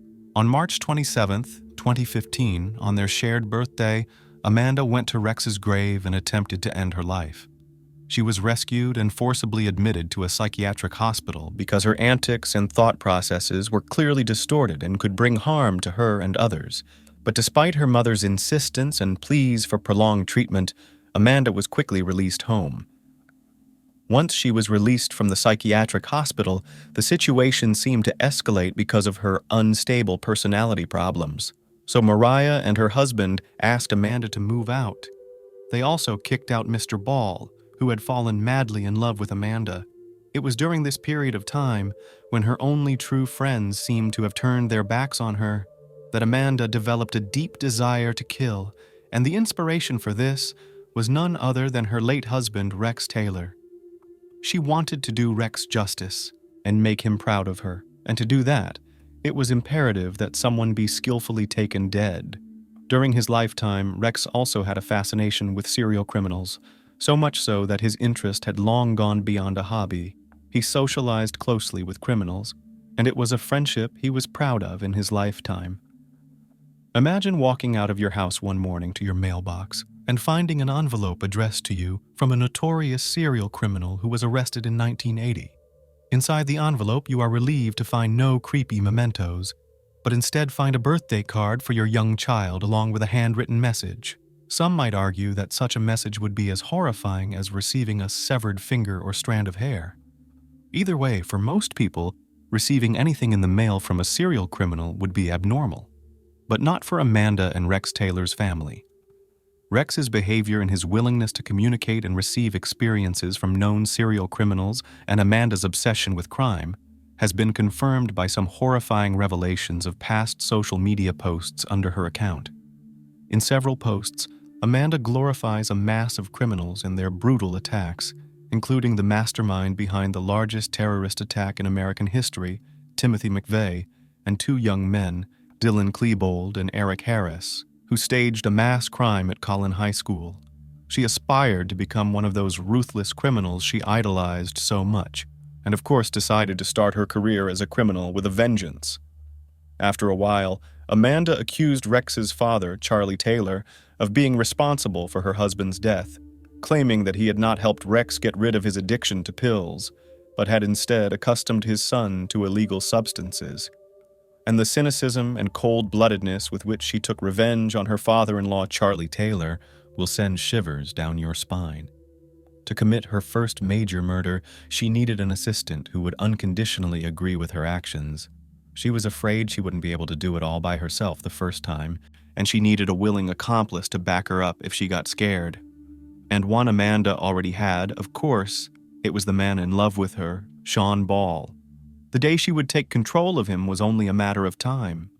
Sean soon became the willing accomplice Amanda was looking for. However, he had no idea what he was getting himself into. So Sean and Amanda devised their sinister plan with military precision and put it into action. On a spring April afternoon in 2015, Amanda and Sean went to Charles Taylor's dilapidated home in nearby Ironton, Virginia, at exactly 3:27 in the afternoon, the number that marks Rex and Amanda's birth dates. Charles had to give her money to fill an Easter basket for her beloved grandchildren. They sat and talked sweetly for about 30 minutes. Then Amanda plopped down on the couch next to Charles, and it was as if a switch had been flicked in her head. Amanda's behavior changed dramatically. She violently began stabbing Charles with a knife, at which time Sean hit Charles in the head with a tire iron. Then, after stunning Charles, Amanda again deeply stabbed the knife into his chest. At this point, it was like she couldn't see anything around her from rage, and Charles just looked at her and asked, "What are you doing?" As she stabbed him, he reached out and grabbed her hair, but Amanda continued to stab him, and he continued to scream. Amanda Taylor stabbed her father-in-law, Charles Taylor, 31 times with a sharp bayonet knife. Every time she looked into his eyes, it was important to her that he knew she was the one who was killing him, and she wanted to feel his last breath. She wanted death for Charles to be a personal revenge. She stopped as her rage began to subside and the entire room was splattered with blood. But Amanda didn't stop there. She did something even more outrageous by taking a picture of herself next to the body and posting the picture on her social media accounts. Later that day, Amanda's mother received a disturbing phone call from an unknown number. With Amanda's voice on the other end of the line, she confessed through tears how much she loved her mom and how precious everything she had done for her, and through her tears, she shared that she had done what she had to do, and it was something very bad. Her mom sensed the situation, and it was clear to her that something terrible had happened. She begged her daughter to come home to Christiansburg, but Amanda refused the idea and stated that she and Sean were on their way to Pittsburgh. It was no secret that Amanda was on a downward spiral, and it all started with a traumatic event that occurred almost 8 months ago when her husband, Rex Taylor, who had struggled with depression and illicit substance abuse for several years, hanged himself. Authorities were subsequently shocked when they checked Amanda's social media profile. She was clearly very proud of the crime she had committed. Hoping for a quick resolution, the police issued a warrant for her arrest. However, by then, Amanda and Sean had already escaped. Amanda and Sean took a rather scenic route to escape, as if they were not on the run, but planning a wonderful vacation. They took the Blue Ridge Parkway from Virginia to North Carolina. Judging from the crime scene photos, which show the sheer brutality of the crime, the officers had great fears that the perpetrators would continue to kill. And they were right, for Amanda didn't stop there. However, Amanda was not going to go unpunished for her crimes. After carrying out her intended crimes, she planned to eventually punish herself as well. Nor did she seek to keep her deed a secret. Shortly after she went on the road with Sean Ball, she began publishing posts on social media, taking responsibility for the murder and explaining that she did it for her husband. But Amanda and Sean weren't just on the run, they were stalking their next victim. Having committed her first crime, which Amanda thought was perfect, she couldn't stop. She needed to keep killing. At a gas station, they withdrew cash, filled up the car, and proceeded to Tennessee. Sean tried to talk Amanda into stopping and just going on the run, hiding, laying low. But Amanda, having tasted blood, was determined to fulfill her desire to commit another crime, and she would come very close. They stocked up on ammunition at a sporting goods store, then stopped at a Fleabag motel in Tennessee. After spending the night in a roadside motel, they left the next day to fulfill Amanda's bloody wish. Along the way, Amanda notices two young girls at a rest stop on Blue Ridge Boulevard who could be her next victims. She told Sean that she was going to bring these girls in so he could shoot them. They needed money, and he agreed, so Amanda went out to lead them to the car. But when she brought them in, Sean refused to shoot them. Amanda was furious. She got back in the car and drove away. Unable to calm down, she stopped the car in the driveway and pounced on her accomplice. Sean was now in her sights. Amanda pulled a revolver out of the glove compartment, got out of the car, and walked to the passenger side where Sean sat with his eyes closed in terror. She was so beyond furious, but she spotted a random jogger right in front of her and quickly pointed the gun at him and pulled the trigger. As luck would have it, Amanda missed, and the sound of the gunshot made Sean open his eyes and come to his senses. He saw that the muzzle of the revolver was pointed at him. Amanda said that before she killed him, she wanted him to know that she was only using it for the gun and the car. She then pulled the trigger, shooting Sean right in the face. Amanda took a picture of Sean's bloody face to post on social media and drove off, leaving him bleeding on the side of the road from the gunshot wound. Now, she was on the run alone. They had guns, firearms, they had stolen them from a relative's house, and they had already bought ammunition and magazines for the same weapon, said Police Captain New. They both seemed to be in agreement on what was going to happen, and it was going to start with the murder of Charles Taylor. Police were on the trail, and Amanda continued to post notes. In her next social media post, she revealed that she took Sean's life. While at a traffic stop in a field, Amanda took a picture of a silver revolver in her lap and posted it to Instagram with a caption. The post was more like a suicide note. "Okay, it's about that time. I'm going to find my husband in hell and finally find peace. I love you, Mom, and my beautiful children, and I know you will give them the life I could never give them. I will finally be free." The cops were actively monitoring Amanda's account in hopes of tracking her down, and they did. Surveillance video from gas stations along the route of the white SUV the perpetrators fled in also helped police get on the trail. Cell tower signals were able to locate Amanda on a North Carolina state highway. Patrol officers spotted the white SUV heading east on I-40 near Asheville when she tried to stop. No matter how much she ran, she didn't give up without a fight. Law enforcement prepared, they knew she was armed and extremely dangerous. This reality was further reinforced by another sobering social media post that surfaced later that day that said, "Okay, the time is about to come when I find my husband in hell and finally become one with him." In her photo, Amanda looks smug, like she's proud of what she's done. After a 2-mile stretch of spikes that were strategically placed in Amanda's path, eventually all the destruction and chaos was over. Amanda was taken into custody around 8 o'clock the next morning. Police officers pulled Amanda out of the car and handcuffed her. Sean was found dying on the side of the road by paramedics. In the interrogation room, Amanda acted as if she didn't care about what was happening. She was sipping a soft drink and playing with her hair before Captain Robert New and another detective walked in. When questioned, Amanda waived her right to remain silent and confessed to everything. She really did look like she felt at home. After talking to the investigators, Amanda learned that Sean wasn't dead. The bullet had gone right through his jaw, causing him to pass out from the pain, but otherwise leaving no marks on him. Then, in a blood-chilling revelation, Amanda announced that she wanted to go to the death chamber. "Do you have a choice? I would prefer just the death penalty," Amanda says in the interrogation tape. "I kill people. I deserve to die. It would be better if I just go. It would be better for my children if I could just get the death penalty and go." Then, in a stunning turn of events, Amanda found herself recanting her words and pleading not guilty in front of the court. But at the trial, Amanda did recount her crime in great detail, and insisted that she had done the right thing in taking the life of old Charles, who had taken Rex from her. She said that at first she'd been very angry with Rex for doing that to her, but then she'd been more angry with his father. Amanda admitted that she wanted Charles to feel the same pain that she had felt. Her argument was that she had killed Charles because she blamed him for the death of her husband Rex, whom Charles had allegedly given illegal substances to, according to Amanda. And the moment Charles started talking about Rex again, Amanda looked at him and started stabbing him, and it became the most alive thing she had felt since Rex had died. She admitted that she was very happy in those moments when the knife entered her father-in-law. Finally, Amanda vented all of her accumulated hatred and anger.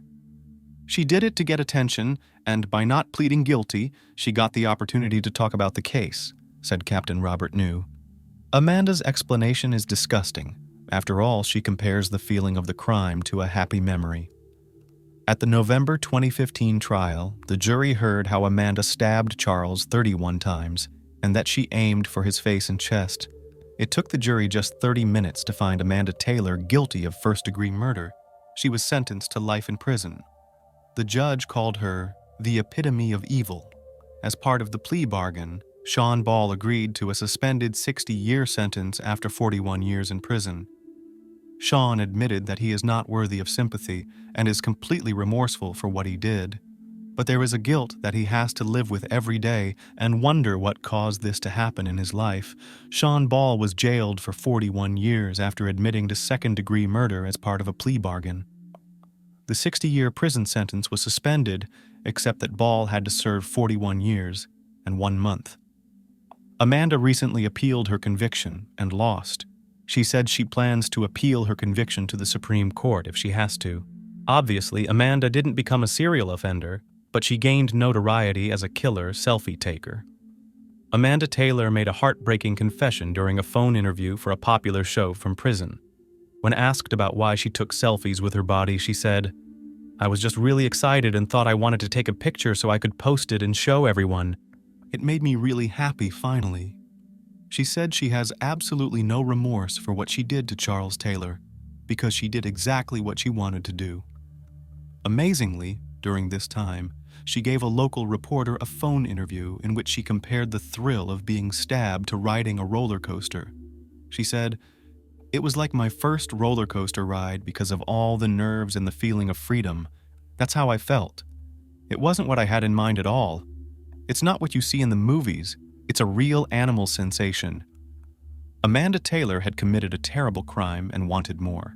People who knew Amanda Taylor described her as a very dark and sinister woman who was obsessed with death, crime, and serial offenders from a young age. Her social media pages were filled with images of bizarre death scenes. If any woman has ever gone insane, it's Amanda Taylor, and it's so often the case that it wasn't supposed to happen. The people who loved her tried their best to stop her madness, and the people she turned to for help turned a blind eye. Now Amanda is being punished for all the destruction she was so encouraged by. This is how the career of Amanda Taylor, who dreamed of becoming a famous serial criminal, ended. Each of us goes through different phases in life, going through our own traumas and experiences. And when we look at bad heroes, learn about their past, we unwittingly try it on ourselves. Admit it. Have you ever dreamed of killing the neighbor who listens to music loudly at night or pisses you off because he parks in your spot? But reconsider the story, and better just shout by the lake or in the woods. They say it calms and returns moral balance.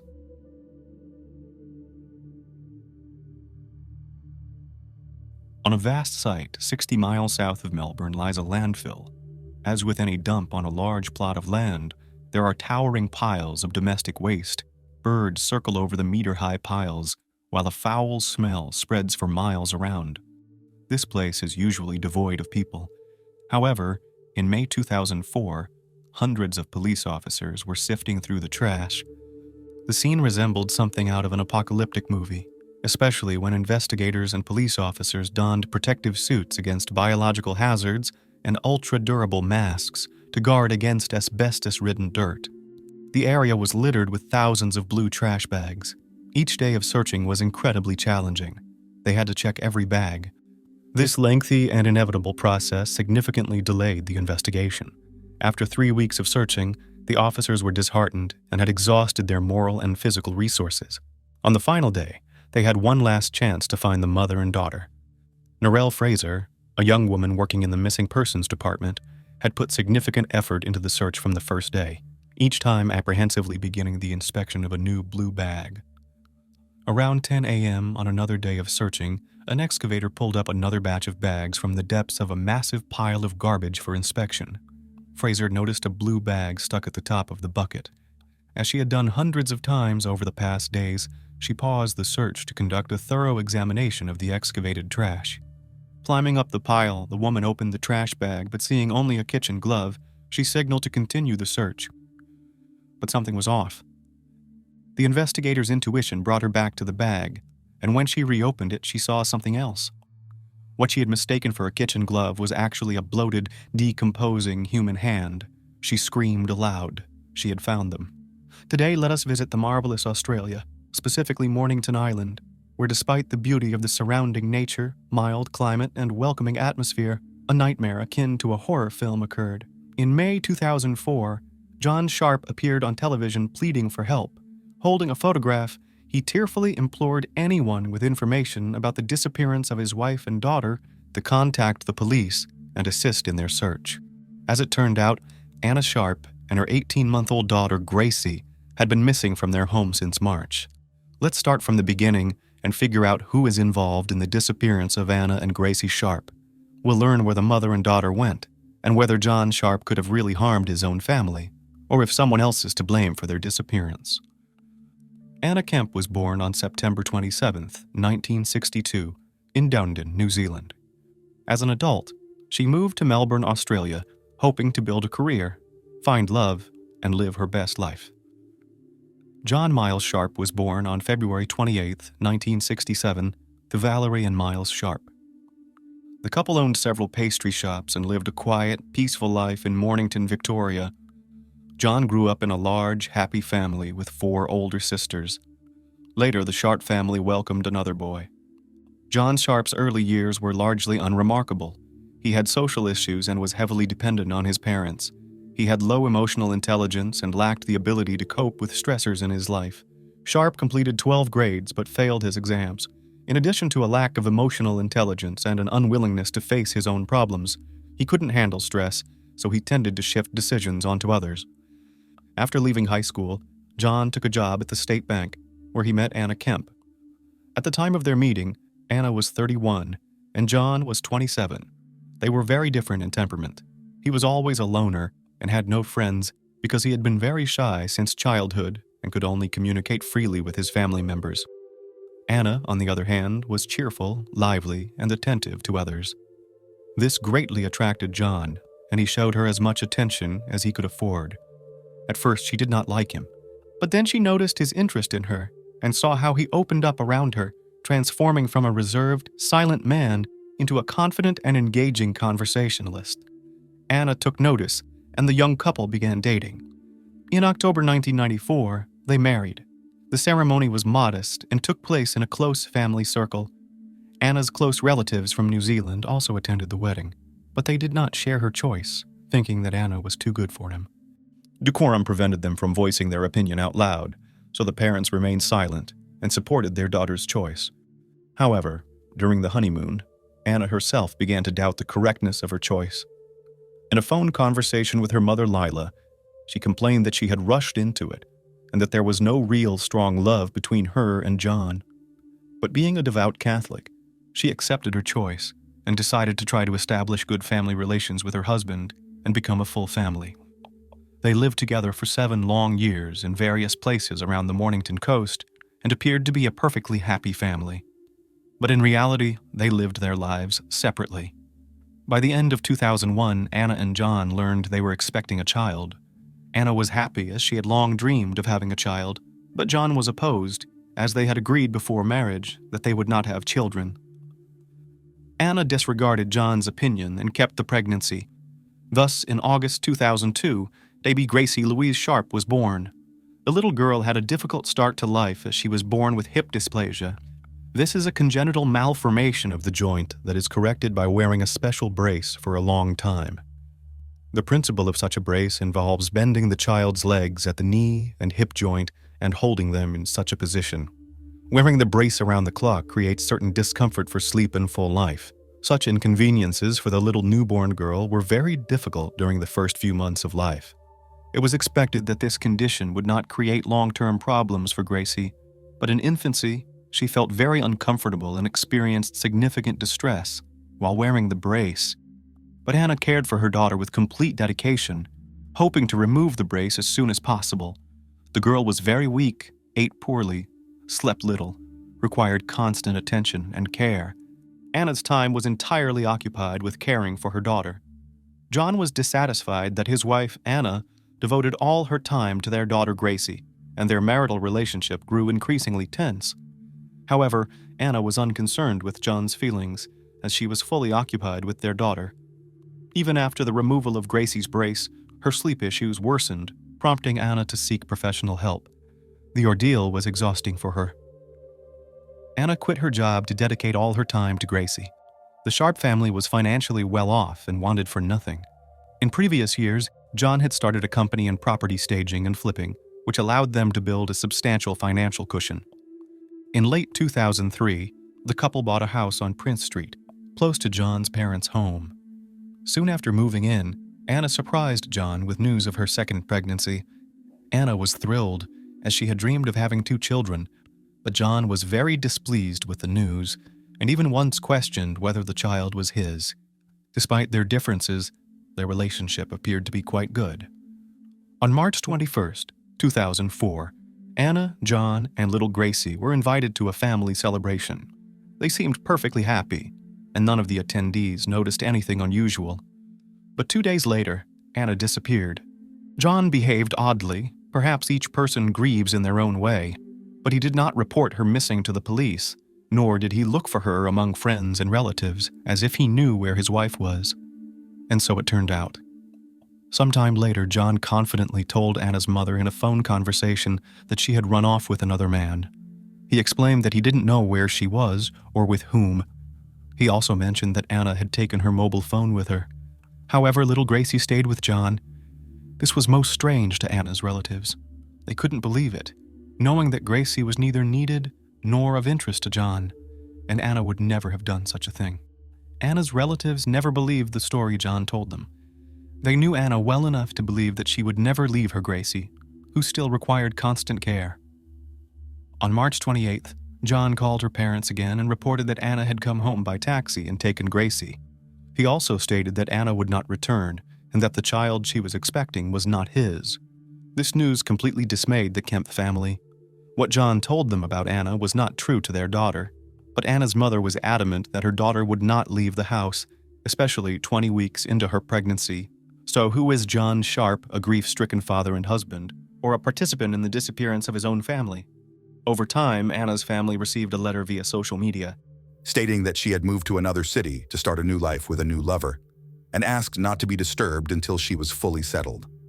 In the letter, she wrote that she was unhappy in her marriage to John, was tired, and wanted to start over in a new relationship. But Anna's relatives knew she would never behave like that. She would call, talk, and not hide like a fugitive. Moreover, the letter was not written in Anna's style, which cast significant doubt on whether it was actually penned by her. The facts that Anna herself wasn't answering phone calls, that she was unreachable, and the strange letter, seemingly not written by Anna herself, compelled her relatives to contact the police. Following protocol, the New Zealand police called John Sharp, but were told the same story about her leaving him for another man.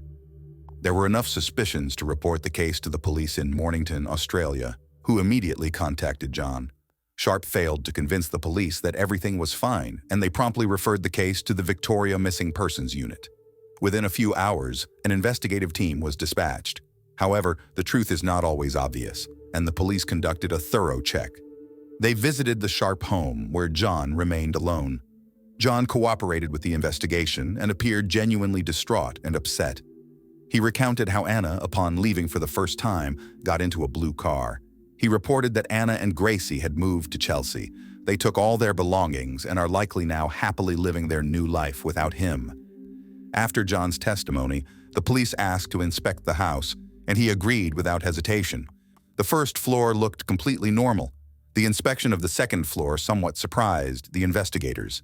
The main bedroom lacked a mattress, and the children's room was missing a crib. John explained that he had sold the mattress, and Anna had taken the crib to their new home. The police then checked Anna's phone. The last calls were to an insurance company and one from an unknown number. In the first case, she wanted to add a new family member to the insurance. The unknown number turned out to be from a regular TV repairman. It turned out Anna had arranged for him to come and repair the television in their living room on March 24th, which had been broken for a long time. The police located this repairman, and he said that when he arrived for the job, John answered the door and told him that his services were not needed as the television was already working. The police also checked social networks, but Anna did not use them. Despite their efforts, the investigators found no evidence that Anna Sharp had another man in her life. John reported that Anna had come home for Gracie by taxi, but no taxi company confirmed this trip. A significant lead in the search for Anna Sharp was a bouquet of flowers she sent on her mother's birthday with a signed card. However, the words in the card did not seem like wishes from Anna, again causing her family to doubt that everything was all right with her.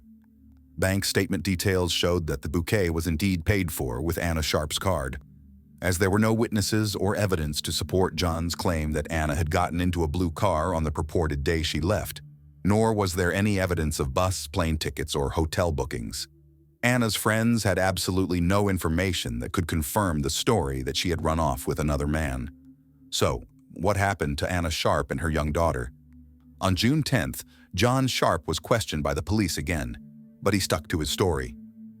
After the questioning, John Sharp was released.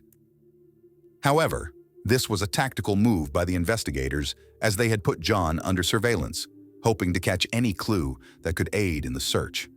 John Sharp was a loner who hardly made any calls and didn't entertain guests, so the investigators had undercover police follow him. During this period, John gave a memorable TV interview in which he tearfully pleaded with Anna to contact him, holding a photograph of Gracie and crying insincerely. The surveillance team continued to tail him and one day caught him in a suspicious act. After the interview, he drove to Chelsea Beach. He walked cautiously, frequently looking over his shoulder to ensure no one was watching or following him. He approached a specific bush on the shore and pulled out a white plastic bag. Taking it, he returned to his car.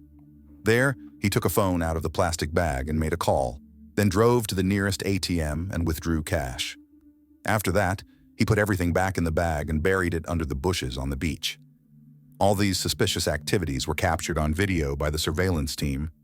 Then John went home and called the missing persons department, claiming his wife had just called him and withdrawn cash from their joint account. After obtaining video evidence of Sharp disposing of incriminating evidence in a trash bin and retrieving a credit card hidden in the plastic bag, he was arrested. During initial interrogations as a suspect, John continued to repeat his story. However, he could not explain why he buried Emma's phone and her bank card. John fell silent. The detectives knew they needed to find another way to get through to him, so they invited his parents, showed them the incriminating footage of their son on Chelsea Beach, and then sent them to talk to him. An hour later, they emerged, and Sharp was ready to talk. Initially, John Sharp stuck to his story, but eventually, he confessed to the elimination with a spear gun of 41-year-old pregnant Anna Marie Kemp Sharp and 20-month-old Gracie Louise Sharp. During press conferences with John, his parents were always present. John would interrupt the conversation and leave the room. He would feel ill. He behaved unnaturally. He would roll his eyes and cry. According to him, Anna was a tyrant with a difficult character. He decided to eliminate her to save himself. An adult man ended the life of his pregnant wife because, in his view, she stood between him and his family. But beyond his confession, the police continued to look for evidence. During further searches of the house with detection dogs in the bedroom and little Gracie's room, traces of blood were found. In the trash, they found notes where John had written everything he planned to say during interrogations. A torn photo with the name Francis was also found. Anna had hoped to name their expected son Francis. In subsequent interrogations, John Sharp detailed how he had planned the end of his pregnant wife and then his young daughter. On the evening of March 23rd, the couple argued, after which Anna went to bed, but John did not. He wallowed in self-pity, believing his marriage was unhappy. It was then he decided to retrieve his spear gun from the garage. The circumstances of buying the spear gun were quite suspicious, as John Sharp had never shown any interest in spearfishing or any sport requiring such equipment. Nevertheless, he bought 2 spears for the gun using cash, leaving no trace that could prove the purchase of the weapon. While his wife slept, he loaded the gun and returned to their bedroom. John positioned the gun just inches from her left temple and fired into her skull. The shot did not instantly end Anna's life, so Sharp took the second spear and fired again. He then covered his now deceased wife with towels to avoid looking at her face, went downstairs, and slept on the couch. The next day, John Sharp woke up and went about his day as usual. He dropped his daughter Gracie off at daycare, came home, and a TV repairman visited while Anna's body still lay in the bed upstairs. After the repairman left, John tried to remove the spears stuck in his pregnant wife's head. It was a difficult task, so Sharp decided to unscrew the shafts and leave the spear tips inside Anna's skull. Then, he dug a shallow grave in the backyard and buried her, throwing her into a dirty pit. He then casually went to pick up his daughter from daycare as if nothing had happened. The deception began. John Sharp made up an elaborate story about his wife leaving him for another man and told it to his mother-in-law in New Zealand. On March 27, 2004, John put his daughter Gracie to bed. He drank several glasses of whiskey and Coke. While intoxicated, he went to the garage and loaded his shotgun with a spear he had just purchased and buried the other 2 spear tips in the backyard with his wife. He then walked over to Gracie's crib and aimed the weapon at her head. Either Sharp closed his eyes or the alcohol prevented him from aiming, but the first shot penetrated Gracie's skull but did not cut off her life. She screamed in agony as the spear slammed into her head. Then he reloaded the gun and fired 2 more shots at Gracie. Amazingly, she survived. Finally, the distraught father pulled the first spear out of Gracie's skull and fired the final fatal shot. John Sharp later admitted that the moment he ended his wife's life, he knew he had to do the same to his daughter. He even took Gracie with him to the sporting goods store to buy new spears for the shotgun. The next day, Sharp covered his daughter's face with a towel because he couldn't bear to look at her dead face and removed the spears from Gracie's head. He then wrapped her in garbage bags, secured her body with duct tape, and threw his daughter into a landfill along with her toys and the weapons he used to end her life. Then, John exhumed Anna's body and dismembered it with a chainsaw. He wrapped the body parts in trash bags and secured them with tape. He then placed them in the trunk of his car and drove to the landfill. The investigators had enough evidence for an arrest, but did they have enough to charge and convict him? There was still hope that further surveillance might lead them to the bodies. However, after several days of inactivity from John Sharp, the team decided to arrest him and bring him back to the Missing Persons Department. John Sharp's confession to the ends of his wife and daughter was just the beginning of the horror. The task of finding the bodies he dumped at the landfill like trash was daunting. Due to space constraints, bins from the Mornington city dump were transferred to another landfill. The trash bags were traced to an incident location in Tuarong, and thanks to meticulous waste management at the landfill, police were able to pinpoint an area of about 100 square meters where they believed the bodies would be found. This saved the team an immeasurable amount of time and effort. At the end of June, extensive searches began, and for the next 3 weeks, the police meticulously sifted through the trash at the landfill near Devil Bend Reservoir. Australian winter corresponds to summer months, and almost all 3 weeks were rainy and chilly. However, the search did not stop for a minute. For the police officers searching for the mother and daughter, this case became a personal mission. They ventured out in any weather and on their days off, despite the challenges of working in protective suits, masks, and the daunting environment. After 19 days, Norelle Fraser discovered a bundle containing part of Anna Sharp's body. Later, photographs of Anna's mother and other personal items were found at the landfill, likely fallen out of the bag when it tore during handling. After this long-awaited discovery, Norelle Fraser shared that she would never forget the experience of finding Anna Kemp's body. She felt as if Anna was somehow calling out to her to be found. She also confessed that the initial thrill the team felt at the first discovery quickly faded with the realization that little Gracie must be nearby. "I just held my head in my hands and cried. I cried for what Anna went through, for Anna's family, for humanity, I guess. But the thought of Gracie being there..." Fraser paused. By the end of July, all bags containing the remains of Anna and Gracie were found. At the trial, John Sharp confessed to the premeditated ends of Anna Camp and Gracie. The adult man explained his act by saying his wife had been getting on his nerves. Therefore, he purchased a spear gun and practiced using it in the shed several days before the act. On the night of the act, after Anna had gone to bed, he grabbed the spear gun and fired at her head while she was asleep. He then buried her in the backyard. The next day, John Sharp went to a hardware store in Frankston and purchased a roll of duct tape, 2 polyethylene tarps, and an electric chainsaw. That same evening, after drinking heavily, he used the same spear gun to fire at his young daughter's head. Over the next few days, Sharp exhumed his wife from her shallow grave, cut her body into 3 parts, and disposed of her in the same manner as he had his daughter. He placed the body in a garbage bag and discarded it with household trash. As the charade continued, John began a thorough cleanup. He disposed of blood-stained mattresses and sent fake emails posing as Anna. He threw away Gracie's belongings and sent flowers to his mother-in-law for her birthday. In an effort to sustain his deception, John used Anna's bank card in a bank in Chelsea and even sent an email to her mother in New Zealand, pretending to be her. John Sharp appeared on television, pleading with his wife to contact him and her family to reassure them of her safety.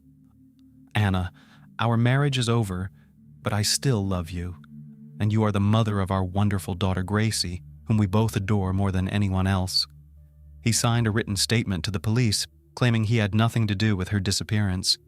John Sharp continued to lie for 3 months. However, he was no actor, and his script did not have the ending he had planned. On August 5th, 2005, John Miles Sharp was sentenced to 2 consecutive life sentences for the murder of his pregnant wife and child, with no chance of parole for 33 years. He is currently held in solitary confinement due to threats and assassination attempts by fellow inmates. John Sharp, dubbed the Mornington Monster, was sentenced in 2005 to 2 consecutive life terms and is considered the worst case of familicide in Victoria. Anna and Gracie were buried in Anna's hometown. The name of their unborn son, Francis, is inscribed on their shared headstone. In Gracie's documents, the father's name is now left blank. But did John really murder his wife because of their loveless marriage and his desire not to have another child, or was there another motive? In addressing his dislike for his wife and child, he could have done what many in the modern world do, divorce and move on alone, but that's what any rational person would say. John Sharp, a true monster, chose to solve his problems by ending the lives of his loved ones. Amidst all the madness that had taken over his mind, it's clear that he had lost touch with reality. There's no other explanation.